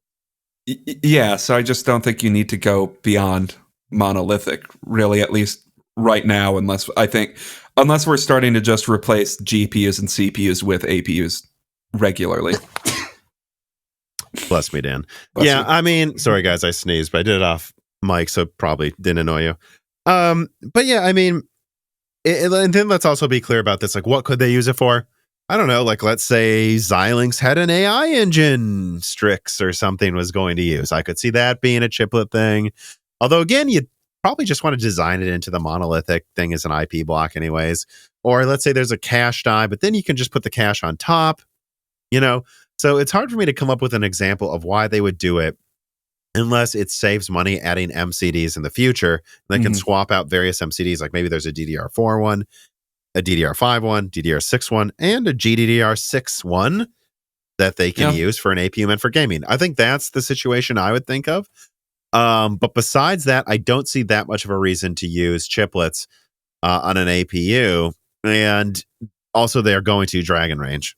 So next year, sideburns. It's just like why they would do it for a powerful gaming one. I don't see the argument unless they've got something where like the fully enabled 200 something millimeter square die then gets an MCD that supports GDR6, or if it's cut down, they throw in the DDR5 one to not be a gaming laptop. I could see that, but I still don't really expect crazy APUs with tons of chiplets until like Strix, and even then I'd temper my expectations on how many of the chiplets are even for gaming.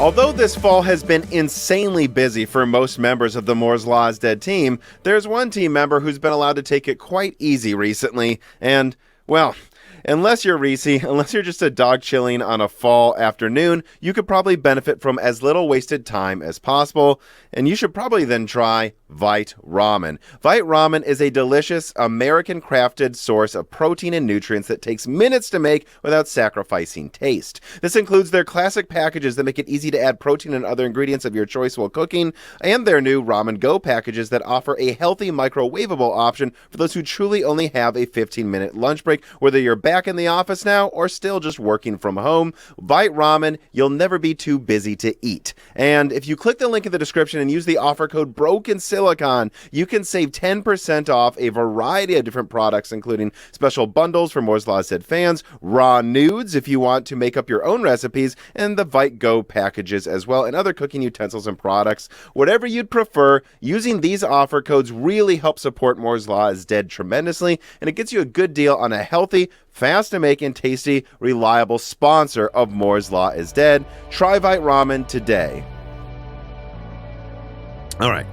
Let us then move on to story number 5. Zen 4 prices drop on Newegg and several other retailers. This is going to be a small write-up, but I did want to cover this. At least of this recording, on Newegg, Zen 4 prices have dropped to $574 for the 7950X, $473 for the 7900X, $349 for the 7700X, and $249 for the 7600X. And on Amazon, prices are slowly going down, especially for the 7900X as well, roughly matching, I think, the Newegg prices. So, I don't know. This is interesting because if you're considering getting a new system, this easily, I think, makes the value in line with what Raptor Lake offers.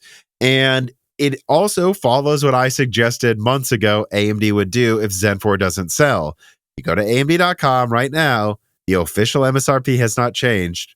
They're taking a similar approach to what they did with Zen 3 and Alder Lake. If prices need to go down, whatever. At the official MSRP, retailers make higher margins than Intel. But if they want to drop prices on their own, AMD is going to let them. And the only other thing I'd add on to this story is I got in some really specific numbers from a few major people who work at major retailers. And I won't say the exact numbers because then you can know which retailer I'm talking about. But even if I said percentages, you can know. What I will say is that Zen 4 is still not really outsold by Raptor Lake yet. Now, it's been out longer. But still, at this point, Raptor Lake's been out a month. So, I don't know. I think it's still interesting to point out that the best seller right now is Zen 3. For the year, it's Alder Lake, but Alder Lake sales are falling behind. And just even in the last month's sales, I think the order of sales is Zen 3, and then Raptor Lake, and then Zen 4, and then Alder Lake, or something like that. And so, yeah, that's basically how the sales are going. But nonetheless, Newegg has decided to lower prices. I mean, what do you think about this? Not too much to say that we haven't already said, I don't think. Like, this is kind of the pricing that we talked about before that I think would be besides the 7950X, which is cheaper than I think it needs to be, frankly. But yeah, that's true. I think this is like kind of the ideal price range that Zen 4 should be at. Like you said, where I think it's pretty much top to bottom competitive with Raptor Lake at this point. So it kind of just becomes harder to say which line you would recommend over the other. And I think it's just more down to individual circumstance where, like, if you have Alder Lake, I think it's pretty obvious you would get Raptor Lake in most instances, although I don't know. The 13900K is still almost just too much to me. But I mean, when it comes to power usage, but Mm-hmm. and then I think now if you're building new, then I think it's leaning into you should get Zen 4 because new platform. Absolutely, and a platform that has a dedicated slot for a Gen 5 M.2. Mm-hmm. Yeah, I mean, look, at $250, I choose the 7600X over the i5 if you're doing pure gaming. I just do. I'm sorry. It's $100 less. You can get a B650 motherboard or B650 Extreme for like $200 that has Gen 5 PCIe for the GPU in the future and the future M.2 slot, and it beats the i5 in gaming. And so there's no way around it. Like, the i5 actually loses by quite a bit in gaming, notable 10 to 15, maybe more percent if you use a DDR4 system. And I think this is where the 7600X should have always been, frankly. It should have always been 250. Yeah. The 7700X always should have been 350, so it's trading blows and multi-threading with the i5. I still think there's an argument for the i5 if you're mostly a creator and want a budget system, though, to be honest. Yeah. And the 7900X, I don't know, the 7900X is just always a weird one for me because it's like, what, are you not going to add $100 to your system's cost to get 4 more cores? I don't know. I've always thought that, though, about the 16 versus 12 core, if that's the price difference. And the 7950X is the easiest recommendation over the i9 at this point for me, ever. It's so easy. It's like, are you kidding me? That's the same price or less than the i9, and it uses half the energy, and it has a better platform. It's enthusiast build. Get the 7950X. Yeah, and you don't need to get a $200-something cooler to actually cool the damn thing. Yeah, what's interesting is that Raptor Lake's been out for half as much time and is just now, based on what I'm told, managing to have total sales for the year even to Zen 4. Now this happens. I am curious to see how the year ends, if Zen 4 will end up outselling Raptor Lake overall. But I don't know. There's something to be said for day one reviews saying nice things. They said nicer things about Raptor Lake on average, I think. Well, yeah, they did. We'll see. Also, I don't know how long this price drop is going to be sustained for, or if this is a semi-permanent thing. Because at least as of right now, and I know websites love. It doesn't say temporary pricing, though. It doesn't say it's temporary on Newegg. Okay. Well, and websites love advertising sales, so they're still advertising it as a sale. But I don't know. This could just be the new prices. We'll see.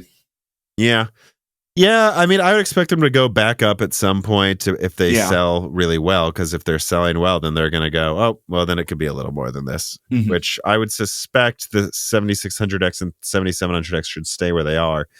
The 7900X should be 500 though at most, and the 7950X I think can sell for 600 or 650, frankly, because from what I'm hearing from retailers, they're not having trouble selling the 7950X at 700. So I find that interesting. Maybe Newegg is, though. I don't know. Yeah, I mean, it surprises me to see the 7950X go that low. But it is interesting. If you got that Micro Center deal, though, where you got the free RAM, definitely better than this deal. Yeah. QH Freddy writes in. He says, dare I say the presentation by AMD today, this is from November 10th, was quite jovial, if not downright smug. Lots of big numbers in power efficiency and general compute performance improvements. It makes me wonder whether Intel focusing on accelerators with Sapphire Rapids in future server architectures is really the right choice. Why should server customers invest in coding their applications for fixed function accelerators Intel has when they can get still a substantial generational performance uplift by just going with AMD, and it also benefits everything else? Many times in the past, instruction set changes that promise performance benefits have been abandoned because of the cost of switching over software to a new ISA, along with teaching programmers how to use the new ISA. Is history going to repeat itself again with Sapphire Rapids versus Genoa? Well, Genoa is mostly just better than Sapphire Rapids. I say mostly, and that's a strong mostly. It's some things it's crazy better. But if I were to make a pro Intel argument here, which I'm not saying I agree with it, they would say, well, Sapphire Rapids is the first step towards our tiled future. And just like Zen 1 didn't seem crazy better than Coffee Lake, wait until Zen 2 shows up. That's what Intel would say to you, is this is how they want to go with it, what they're planning to do until Granite Rapids and onwards. And even though it's not amazing now, it still has some pretty obvious benefits. You haven't seen anything yet. That's what Intel would say. But in the short term, you're right, I think. Yeah, I mean, I don't know. New features usually have some teething issues that, or not even necessarily teething issues, just adoption issues. But if everybody moves to certain hardware accelerators, which I think they're going to, well, I don't know. There will be some early adopters. Maybe Sapphire Rapids will suffer, but I don't think the idea that like fixed function hardware acceleration is. I don't think that's going to go away. Yeah. And the other reason I brought up this question, besides just answering it on its face value, is I almost forgot, Dan. I mean, AMD had their Genoa reveal on November 10th, and that fits into this news cycle. But I feel like I leaked everything in my Sienna Zen 4C leak that showed Genoa slides anyways. And they didn't even show the Sienna stuff. So I'm just saying, guys, the reason that's not its own story is I don't really think we learned anything from the reveal that we didn't. I literally leaked AMD slides of it. So I don't think we learned anything. Yeah. If it was in the other news cycle. That's for us. If you're a Moore's Law is Dead fan, there are just times where you are a entire cycle ahead of everyone else.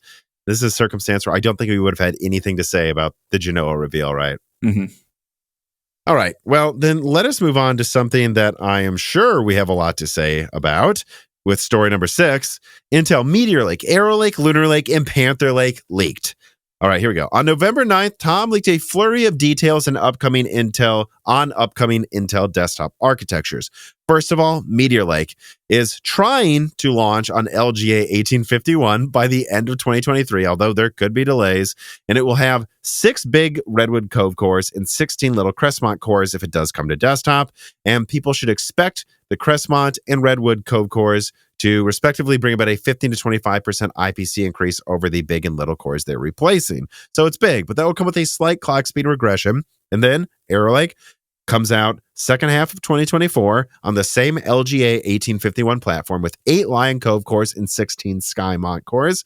Lion Cove, which is used in the big cores of Arrow Lake, plans to bring a massive IPC increase utilizing Intel's 20A node for mobile. But if it's not ready for high yields on desktop, they will use TSMC's 3 or even N3X node for the desktop variants. When I say a large IPC increase, I'm talking like 20 to 35%, guys. Like I'm saying bigger than Alder Lake IPC increases is what's expected out of Arrow Lake. This is the Royal Core project Jim Keller worked on.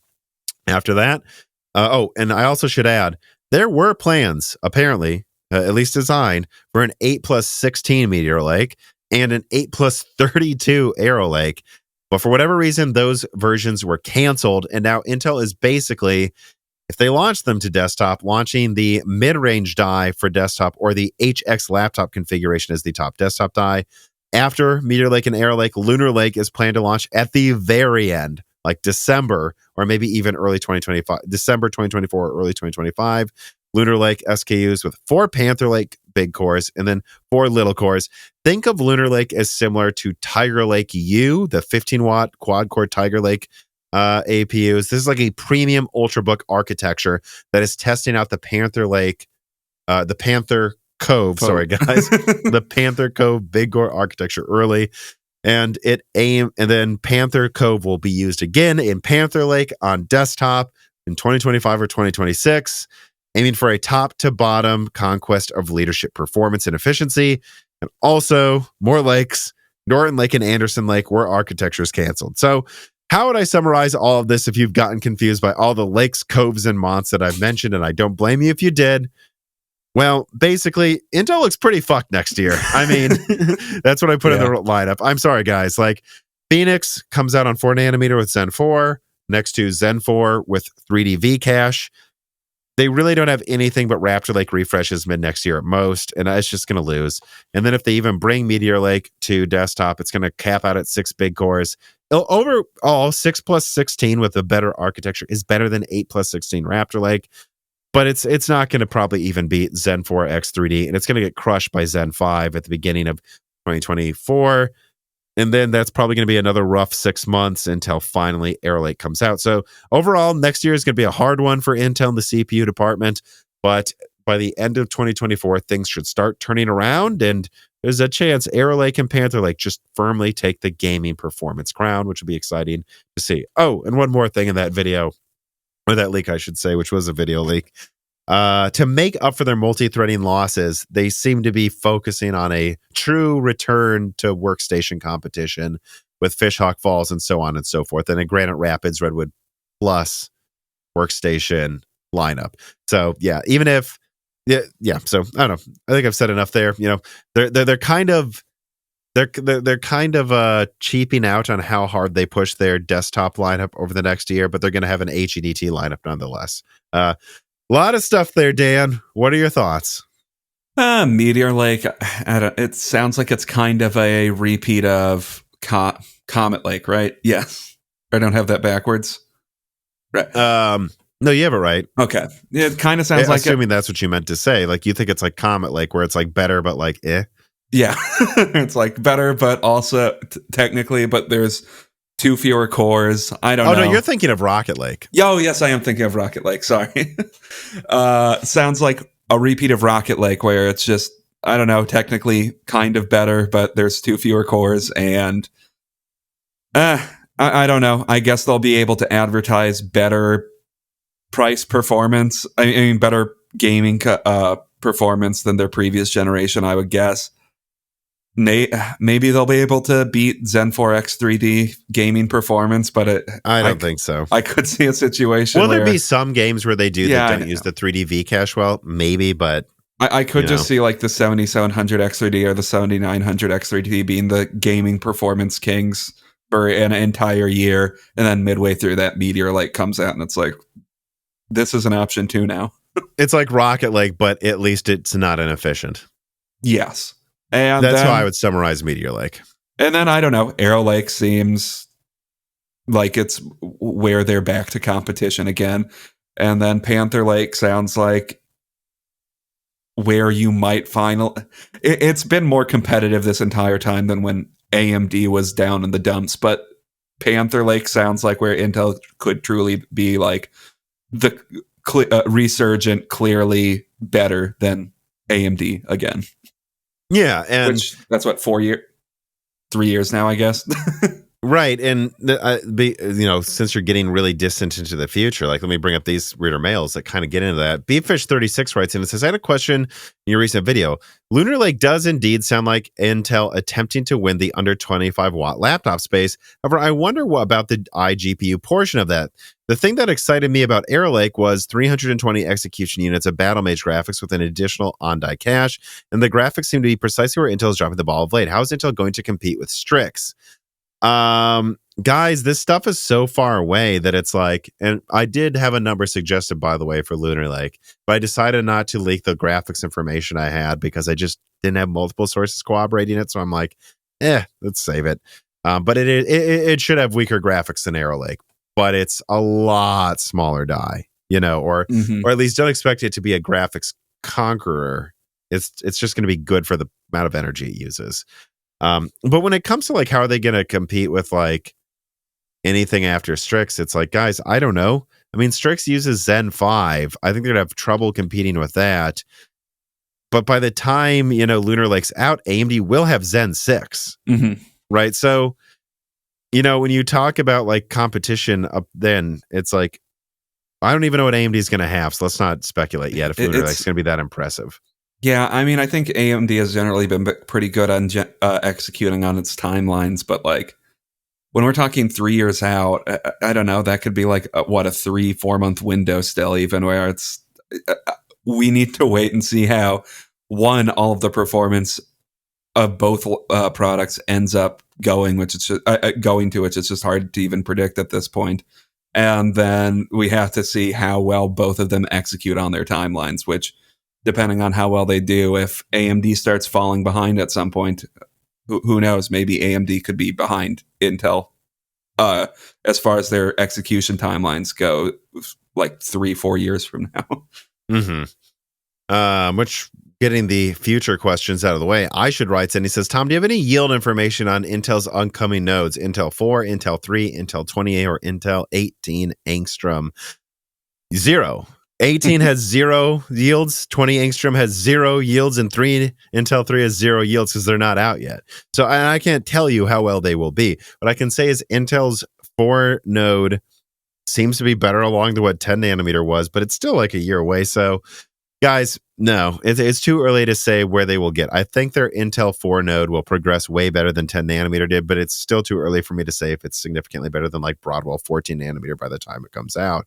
I would say the fact that they're considering using TSMC 3 nanometer for Arrow Lake's line Cove cores should tell you that they are aware things could go wrong, but it's too soon to say. I mean, yeah, the slides are definitely they're definitely hedging a bit, at least as far as their node progression goes, where they're like, we'll use one of these 2 nodes if 18A doesn't work out. Mm-hmm. And then Spamtum writes in and he says, assuming that Meteor Lake tops out at 6 big cores and 16 little cores, how in the world are they going to segment the i9s, i7s, and i5s? The only way I can think of is changing the number of E-cores. Well, right. And let me be clear what I think they should do. Meteor Lake has been designed for LGA 1851. So I don't think there's anything wrong with releasing it as a mid-range gaming lineup. Like, just don't call it an i9. Like, I know that's hard for you, Intel. They're gonna call it an i9 though. I know, but it's so dumb. Like, I know. God dang it. Comet Lake had a 10-core i9. Rocket Lake should just top out at an 8-core i7 and call it a day. It was so dumb to launch that inefficient joke CPU that was arguably weaker than their previous flagship. I think what they should do is i7, i5, and i3 and say, hey, you know what? We top out at i7, but you can get LGA 1851 early, and then you can unlock, then you can upgrade to an Arrow Lake i9 in the future. But yeah, I don't know. You're right. They probably will insist on calling something an i9, and if they do, I think it's pretty obvious what they will do. They'll either do what they did with Rocket Lake, where the top 2 configurations are the same. But one of them's clocked 10% faster. Or there will be an i9 with the 6 big cores, 16 little cores, an i7 with 6 big cores, 12 little cores, and the i5 will be the same, 6 plus 8, and probably beat the existing i5 by 15% or so at lower power. And then there'll be an i3, I imagine, that's 4 plus 4. And, I think, again, it'll be fine. Like, Zen 4 X3D should boost performance at least 10%, but up to 30%, and maybe around 15% again, or 20% again in gaming. And that will put them a firm 10% above Raptor Lake or so. And if Meteor Lake is 15% higher IPC but slightly lower clock speeds, I think what you'll see is in the very top, AMD still wins all performance crowns mostly, but the i5, i7, and will trade blows and be reasonably priced. I think they'll be fine, and at least now the i5 won't use over 200 watts, which it does, by the way. It's just kind of crazy to me. Yeah, I don't know. And the i9 will probably just look kind of stupid that generation. We'll see, unless the E-cores start getting utilized more effectively. Then, I don't know, maybe the i7 will look stupid. Well, and keep this in mind. Maybe Intel just won't launch LGA 1851 with Meteor Lake. Maybe they'll save it for Arrow Lake. Like, there's a chance they could just refresh Raptor Lake with 200 megahertz higher core clocks and horrible power consumption again. And that's not really going to do anything to keep up with Zen 4 X3D, but that's a lot easier to do than launching an entire Meteor Lake desktop platform. So keep in mind that is something they could do. Yeah, I mean, I could see the desire to not launch an entire new platform if you're just going to fall short of your competition that's been out for 4 months anyways. So, yeah, I don't know. Do you have anything else to say? I mean, it's interesting how there was so much leaked. Meteor Lake, Redwood Cove, Arrow Lake, Lion, Panther Lake. I don't believe anyone else has talked about Panther Lake yet. Like, and I'm the one who's leaked this code name, just like I did first with like Cypress Cove and Redwood Cove and stuff. But I don't know. Do you have anything else to add? It's distantly in the future. It seems like they're going to bring big gaming performance increases and accelerator increases every gen, but multi-threading, they're stagnating a little. Yeah, I think it's interesting that they'll be still on 8 plus 16 cores by Panther into Lake. 2024. Yeah, I would have thought. Well, I don't know about Panther Lake, but at least Arrow Lake. Okay. So, I mean, still, I'm surprised they haven't increased. They won't have increased either efficiency or performance cores by that point. But, Arrow Lake sounds like it could be impressive if they have a big if they have another big IPC increase. And then Panther Lake, although it's a ways out, sounds like it will be really good. You know? Well, it's going to need to be, because Zen 5 is going to be the big one, a much bigger increase than Zen 4, and Zen 4 isn't a slouch. So Arrow Lake, it's just funny, you know. I think this is something Tim talked to me about too the last time he was on at the beginning of this year, and he's like, isn't it interesting how the leaked Zen 4 Raptor Lake performance is where it needs to be competitive. And it's like, I think some people have trouble believing like Lion Cove will being, I don't know, let's say 25%, maybe higher IPC, maybe 30. But keep in mind that right now they're about even in IPC, and AMD is going to bring another big IPC increase with Zen 5 and big core count increases, to my knowledge. So if Intel's not going to increase core counts almost next year, but technically 2 years from now, if it's still just 8 plus 16, it better have a huge IPC increase to compete with probably 24, 32 core Zen 5, right? So, I mean, yeah, they've got a big gap to make up for in multi-threading if Zen 5 is going to increase core counts again. Well, and keep this in mind as well. Like, I don't know if Intel will have stacked cache on their cores. Yeah. Like, what we really should do is compare not Zen 5 to Zen 4, but Zen 5 X3D to Zen 4. Yeah, that's probably going to be like 40% higher IPC than what we have now. Yeah. Yes, Arrow Lake needs probably 40% higher IPC to compete with Zen 5 X3D, which it kind of sounds to me like Zen 5 X3D will launch with X3D models at launch. So, yeah. They have a lot. They have a big gap to make up for if all of that comes to Zen 5 at launch. Yeah, I mean, as I've said before, one of those first catchphrase things I've said that people repeated over and over, AMD is not sitting still. The reason Intel needs to get to a 30%, needs a 15% with Redwood Cove and a 30% with Lion Cove, is from Zen 4 to Zen 5 X3D. They could increase IPC by 30 to 50%. Mm-hmm. That's what Intel's going to have to do. But yeah, so I don't think it sounds that crazy at all, actually. Again, I just go, hey, you're waiting to build? I don't know what to tell you guys. You wait for Zen 4 X3D, then you have to wait for Zen 5, then you have to wait for Zen 6 and Arrow Lake. There's big increases coming every year. Yeah. All right, now let us move on to the final wrap-up. These are, of course, these stories that don't get their own stories, but I thought was worth mentioning. Let me see. What do we have here? So we got one of those websites that was doing... wait, am I looking at an old thing here at the endurance testing, Dan? Yes, you are. Okay, well, let me skip this one and let me move on to the next one then. Intel has a deepfake detector, and they say it is 96% accurate. I've got to say, my reading was that's not very good.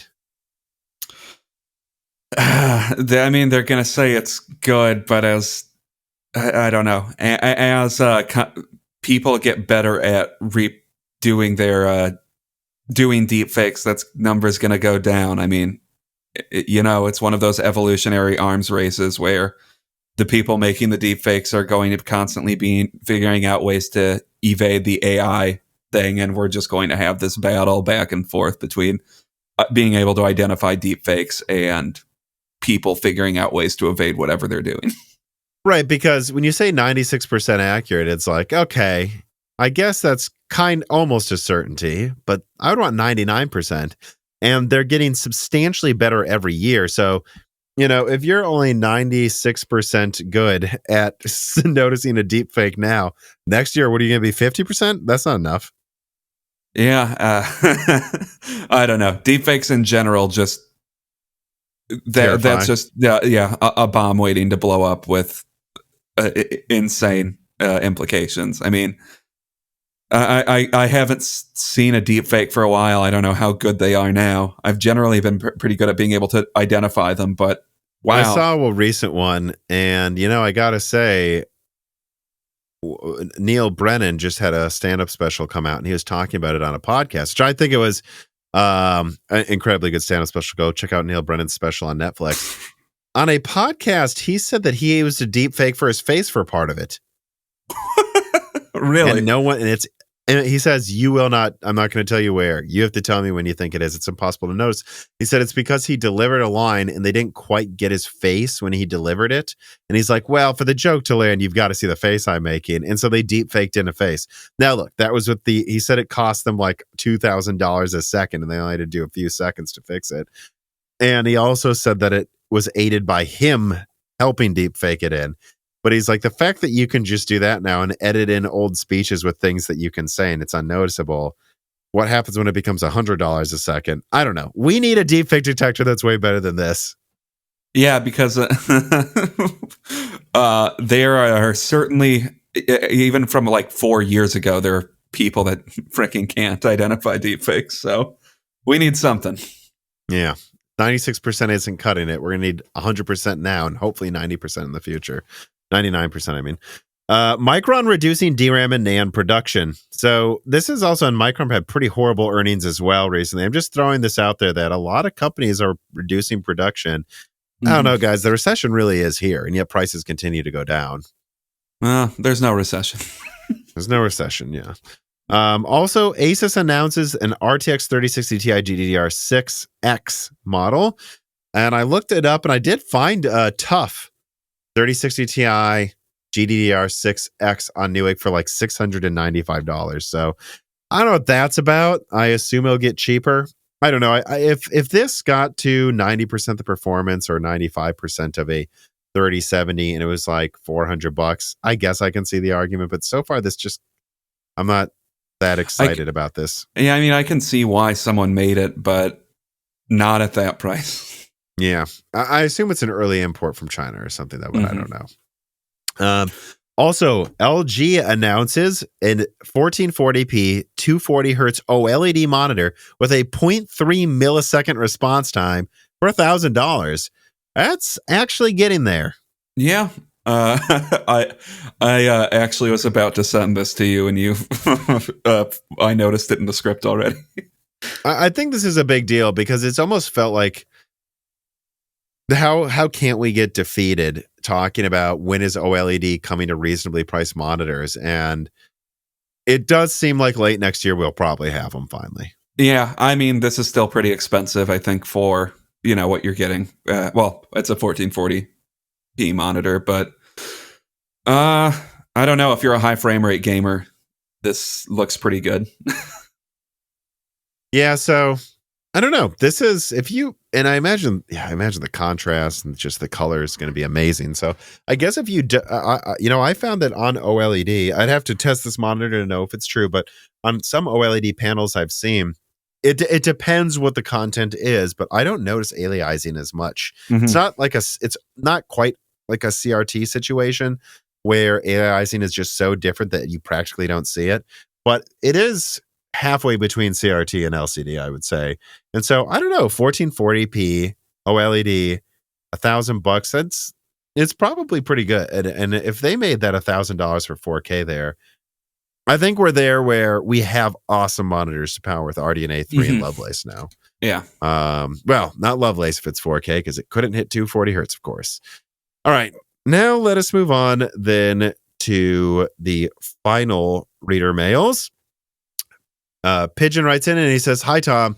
In Broken Silicon 178, you said that the ability to use a keyboard and monitor while wearing the Meta Quest Pro is a bad idea." Right. So this is the Quest Pro that I think is $1,500 or $1,600 MSRP. And the idea being that it has all of these color cameras on there. So you're supposed to be able to see your monitors and be able to type while having VR things pop up in front of you. Me and you thought that sounded silly. He says, "The way I see it from my short experience of VR game development is that it's a very useful feature if you want to quickly test and tune new features in a VR environment. Sometimes it really feels like you spend most of your time putting the headset on and off, or in my case, my eyebrows would get sore and tired from having it on my forehead all the time." I'm not going to argue with you at all, man. But what I will say is most people this isn't how Meta wants to make their money. Like Meta wants to sell the Quest Pro to businesses for people working in cubicles. That's how you get volume, and I just don't see that happening. Yeah, and I do think you can find a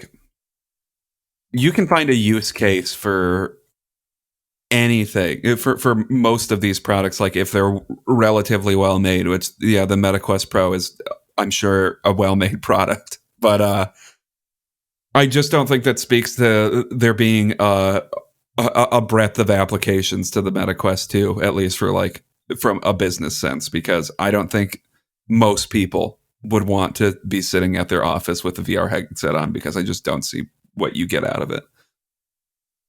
Yeah, I just don't see the average person finding much of it. But yeah, for game development, it might be very useful. Yeah, test it. Literally testing a VR environment, that would make sense, yeah. Ticktickler writes in, he says, Capcom has released a native M1 Mac port of Resident Evil 8 that utilizes MetalFX upscaling solutions, providing an interesting case study for Apple's sort of FSR competitor. What are your thoughts? My takeaway is the same takeaway Tom's always had with Apple Silicon. Impressive, but not magic. Did you look at this at all, Dan? Yeah, I mean, I think the summary is you get, like in their quality upscaling mode, you get like, what would it be? About 50% better performance, and then in their performance mode, they get double in Resident Evil Village. Was the image quality comparable or not? Quality, I think the quality mode looks pretty good, maybe a little artifacty. The performance mode looks like it's probably pretty artifacty to me, though. So certainly not as good as DLSS, and doesn't seem better than FSR. Probably worse than maybe even FSR. Or comparable. I guess there's just not enough games with it in it yet. I would need to be able to more directly compare like Resident Evil Village FSI, which there just haven't been many comparisons made to them yet, as far as I can tell. Quality mode, I don't know. I think it probably looks like it's close to as good as, probably looks as good as FSR. Performance mode looks like it might be a bit worse depending on the game. But like, I mean, I've told you about like Deep Rock Galactic FSR performance mode. I think looks pretty meh. Mm-hmm. So I guess I think you need to see more games before you can draw any solid conclusions. Okay. Dick Dickler writes in, and he says, will 40 frames per second become the new 30? We've seen a lot of devs, or at least talented ones, add a mode enabling it for compatible TVs. Considering the response time of 40 FPS is the midway point between 30 and 60. Well, no, that would literally be 45, my friend. It kind of seems like a no-brainer of a compromise, though. Hell, it might actually be good for a quality mode to be a viable alternative to performance. Yeah, because I'm sorry, like if you're going from 60 to 30, it doesn't matter how much better it looks. I'm not doing it. Mm-hmm. Like in any game that I've seen on console, at least. There's to each their own, but I struggle to fathom how anyone with a fully developed brain would intentionally choose 30 FPS modes on modern consoles. Yeah, it's hard to say. I mean, me and you played Resident Evil 8 on PS5, and we played in the ray tracing mode, and I think it was usually 55-ish frames per second, and we have, adaptive sync monitors, so we didn't really care. Or you didn't have an adaptive sync. You played it without a... Well, now you are, though. Yeah. Yeah. Because by the time you finally got to playing Resident Evil 8, you had adaptive sync, right? Yeah. Yeah, I mean, I don't know. There's a part of me that says, dude, just make it 60 frames per second. Come on. I mean, there's like a lot of games that advertise like 40 frames per second unlocked. And what that means is you usually get like an average of 55 and it dips to 40 sometimes. Like 50 to 55. And I can see that as like an alternative to just having a locked 60 in some games. But I would just prefer like, I don't know, have a ray tracing mode that's locked 60 and slightly lower dynamic resolution, or tweak some setting a little bit so I don't have to pick between 40 FPS or 40 unlocked or 60 without ray tracing. It would be nice to just have 60 frames per second.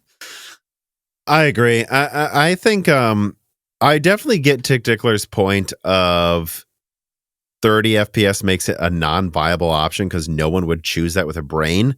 And maybe if you make it 40, at least some people would. But I would just say, no, what you do is 45 unlocked. It dips to 45 at most. It's usually around 50 or maybe even 40 unlocked. Like where the lowest dip you will get is 40 and it's usually around 50. With adaptive sync, if you like the eye candy, it's good. That's what I think. I don't think there's a point in bothering with even 40. I think make it 40 minimums, usually around 50. And I could see the argument. But everything else, even if it's a locked 40, I just don't see the argument. 60 is just better. Yeah, I agree. Yeah, and 30 just 30 looks 30 is awful now. stupid. You know, it's the only reason they would have 30 if they should never just have 30 in my opinion. Even indie games, it's terrible. I hate it. But what I would say is 30 can stay as like a screenshot option. I think that's what it should be. And it should be easy to toggle it on and off very quickly for screenshots. But that's all it should be used for. Right. Falto writes in, he says, "Hi, Tom. Would you be able to give any updates regarding a new Nintendo console at this point? Like, about when can we expect them to release it and how powerful can it be? Or right now, all the info is same as previously stated and there's no updates?" Well, I mean, I would say I don't see why there would be any updates. We know it's Orin based. We know it's coming out next year. And if I knew firm release schedules and the exact specs of what they're cutting it down to, I would probably have leaked it by now. So I put this in there because I've actually seen a decent amount of people ask me.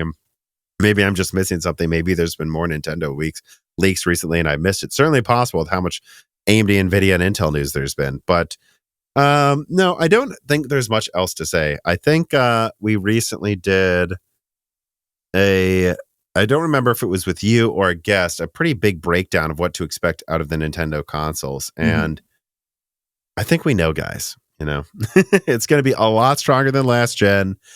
It's unlikely. It's not going to be as strong as current gen consoles. And I would expect it to be, I don't know, maybe around a little weaker than like a Series S is kind of what I'm expecting. Somewhere around there, but with DLSS, hopefully you can expect to get close to that. It's launching next year. I don't think there's really much else to know. Yeah, I mean, I think people are probably, the Switch is getting it to the point where I think it's a 20 nanometer SoC or something, right? Yeah, like it's so old. A new console needs to come out from Nintendo. I mean, I guess the Switch will have been around for 6 years when or thereabouts when its successor comes out, which is a pretty long-lived console. And I think people just want something new at this point. I mean, I just Googled to see if there's any rumors.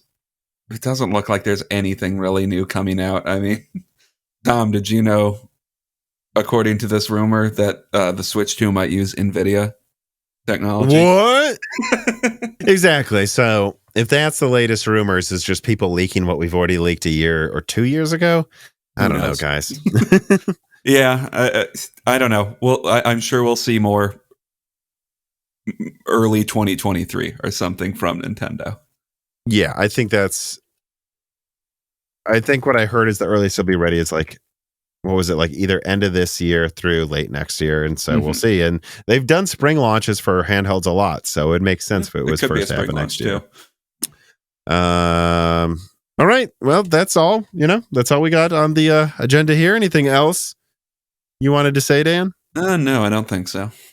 Well, then let me just thank everybody for listening. Remember, double check that you're subscribed to the Moore's Law is Dead YouTube channel and ring the bell button. YouTube does unsubscribe you sometimes. So really helps our numbers if you do that. Helps us in the algorithm if you do that. Tell your friends about us. Like our videos. Subscribe to Broken Silicon on a podcast app of your choice.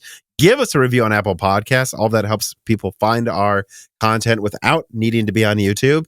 And if you have the extra money, support us on Patreon. You'll be able to get reader mails for these Broken Silicons like you've heard so many people today.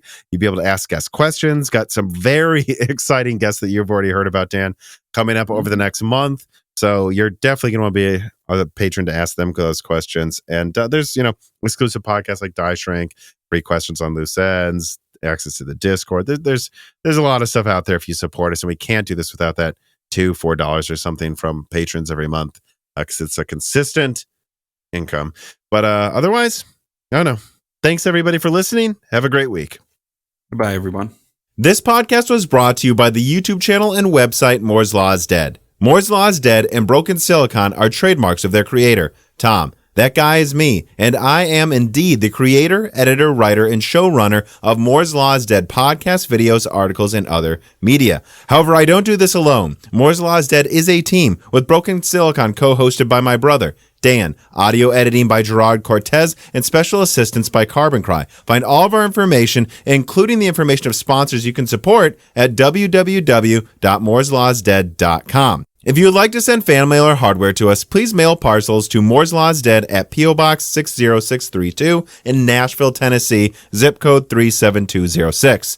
And speaking of fans, patrons are what makes Moore's Law is Dead content possible. The aging business model of spamming ads all over the content is dying. The future of media will be built on fans paying for the content they actually want to exist. And so if you have the extra money, but only if you do, please consider supporting us. For just $2 a month, you get access to the exclusive podcast Die Shrink, voting on subjects of future podcast episodes, the ability to have your questions read aloud on Broken Silicon, Die Shrink, and Loose Ends, and of course, access to the Moore's Law is Dead Discord full of like-minded people who would love to meet you and talk to you about computer hardware. I am one of them. Additionally, higher tiers get access to ad-free episodes of Broken Silicon, the entire back catalog of Flyover States podcasts and other projects Moore's Law is Dead has done, and thanks in the credits of videos and other perks as well. And hey, if you can't afford to support us, please do share Moore's Law is Dead videos and podcasts with friends and family on social media, Reddit, and forums. And give Broken Silicon a 5-star review on Apple Podcast or your preferred podcast app.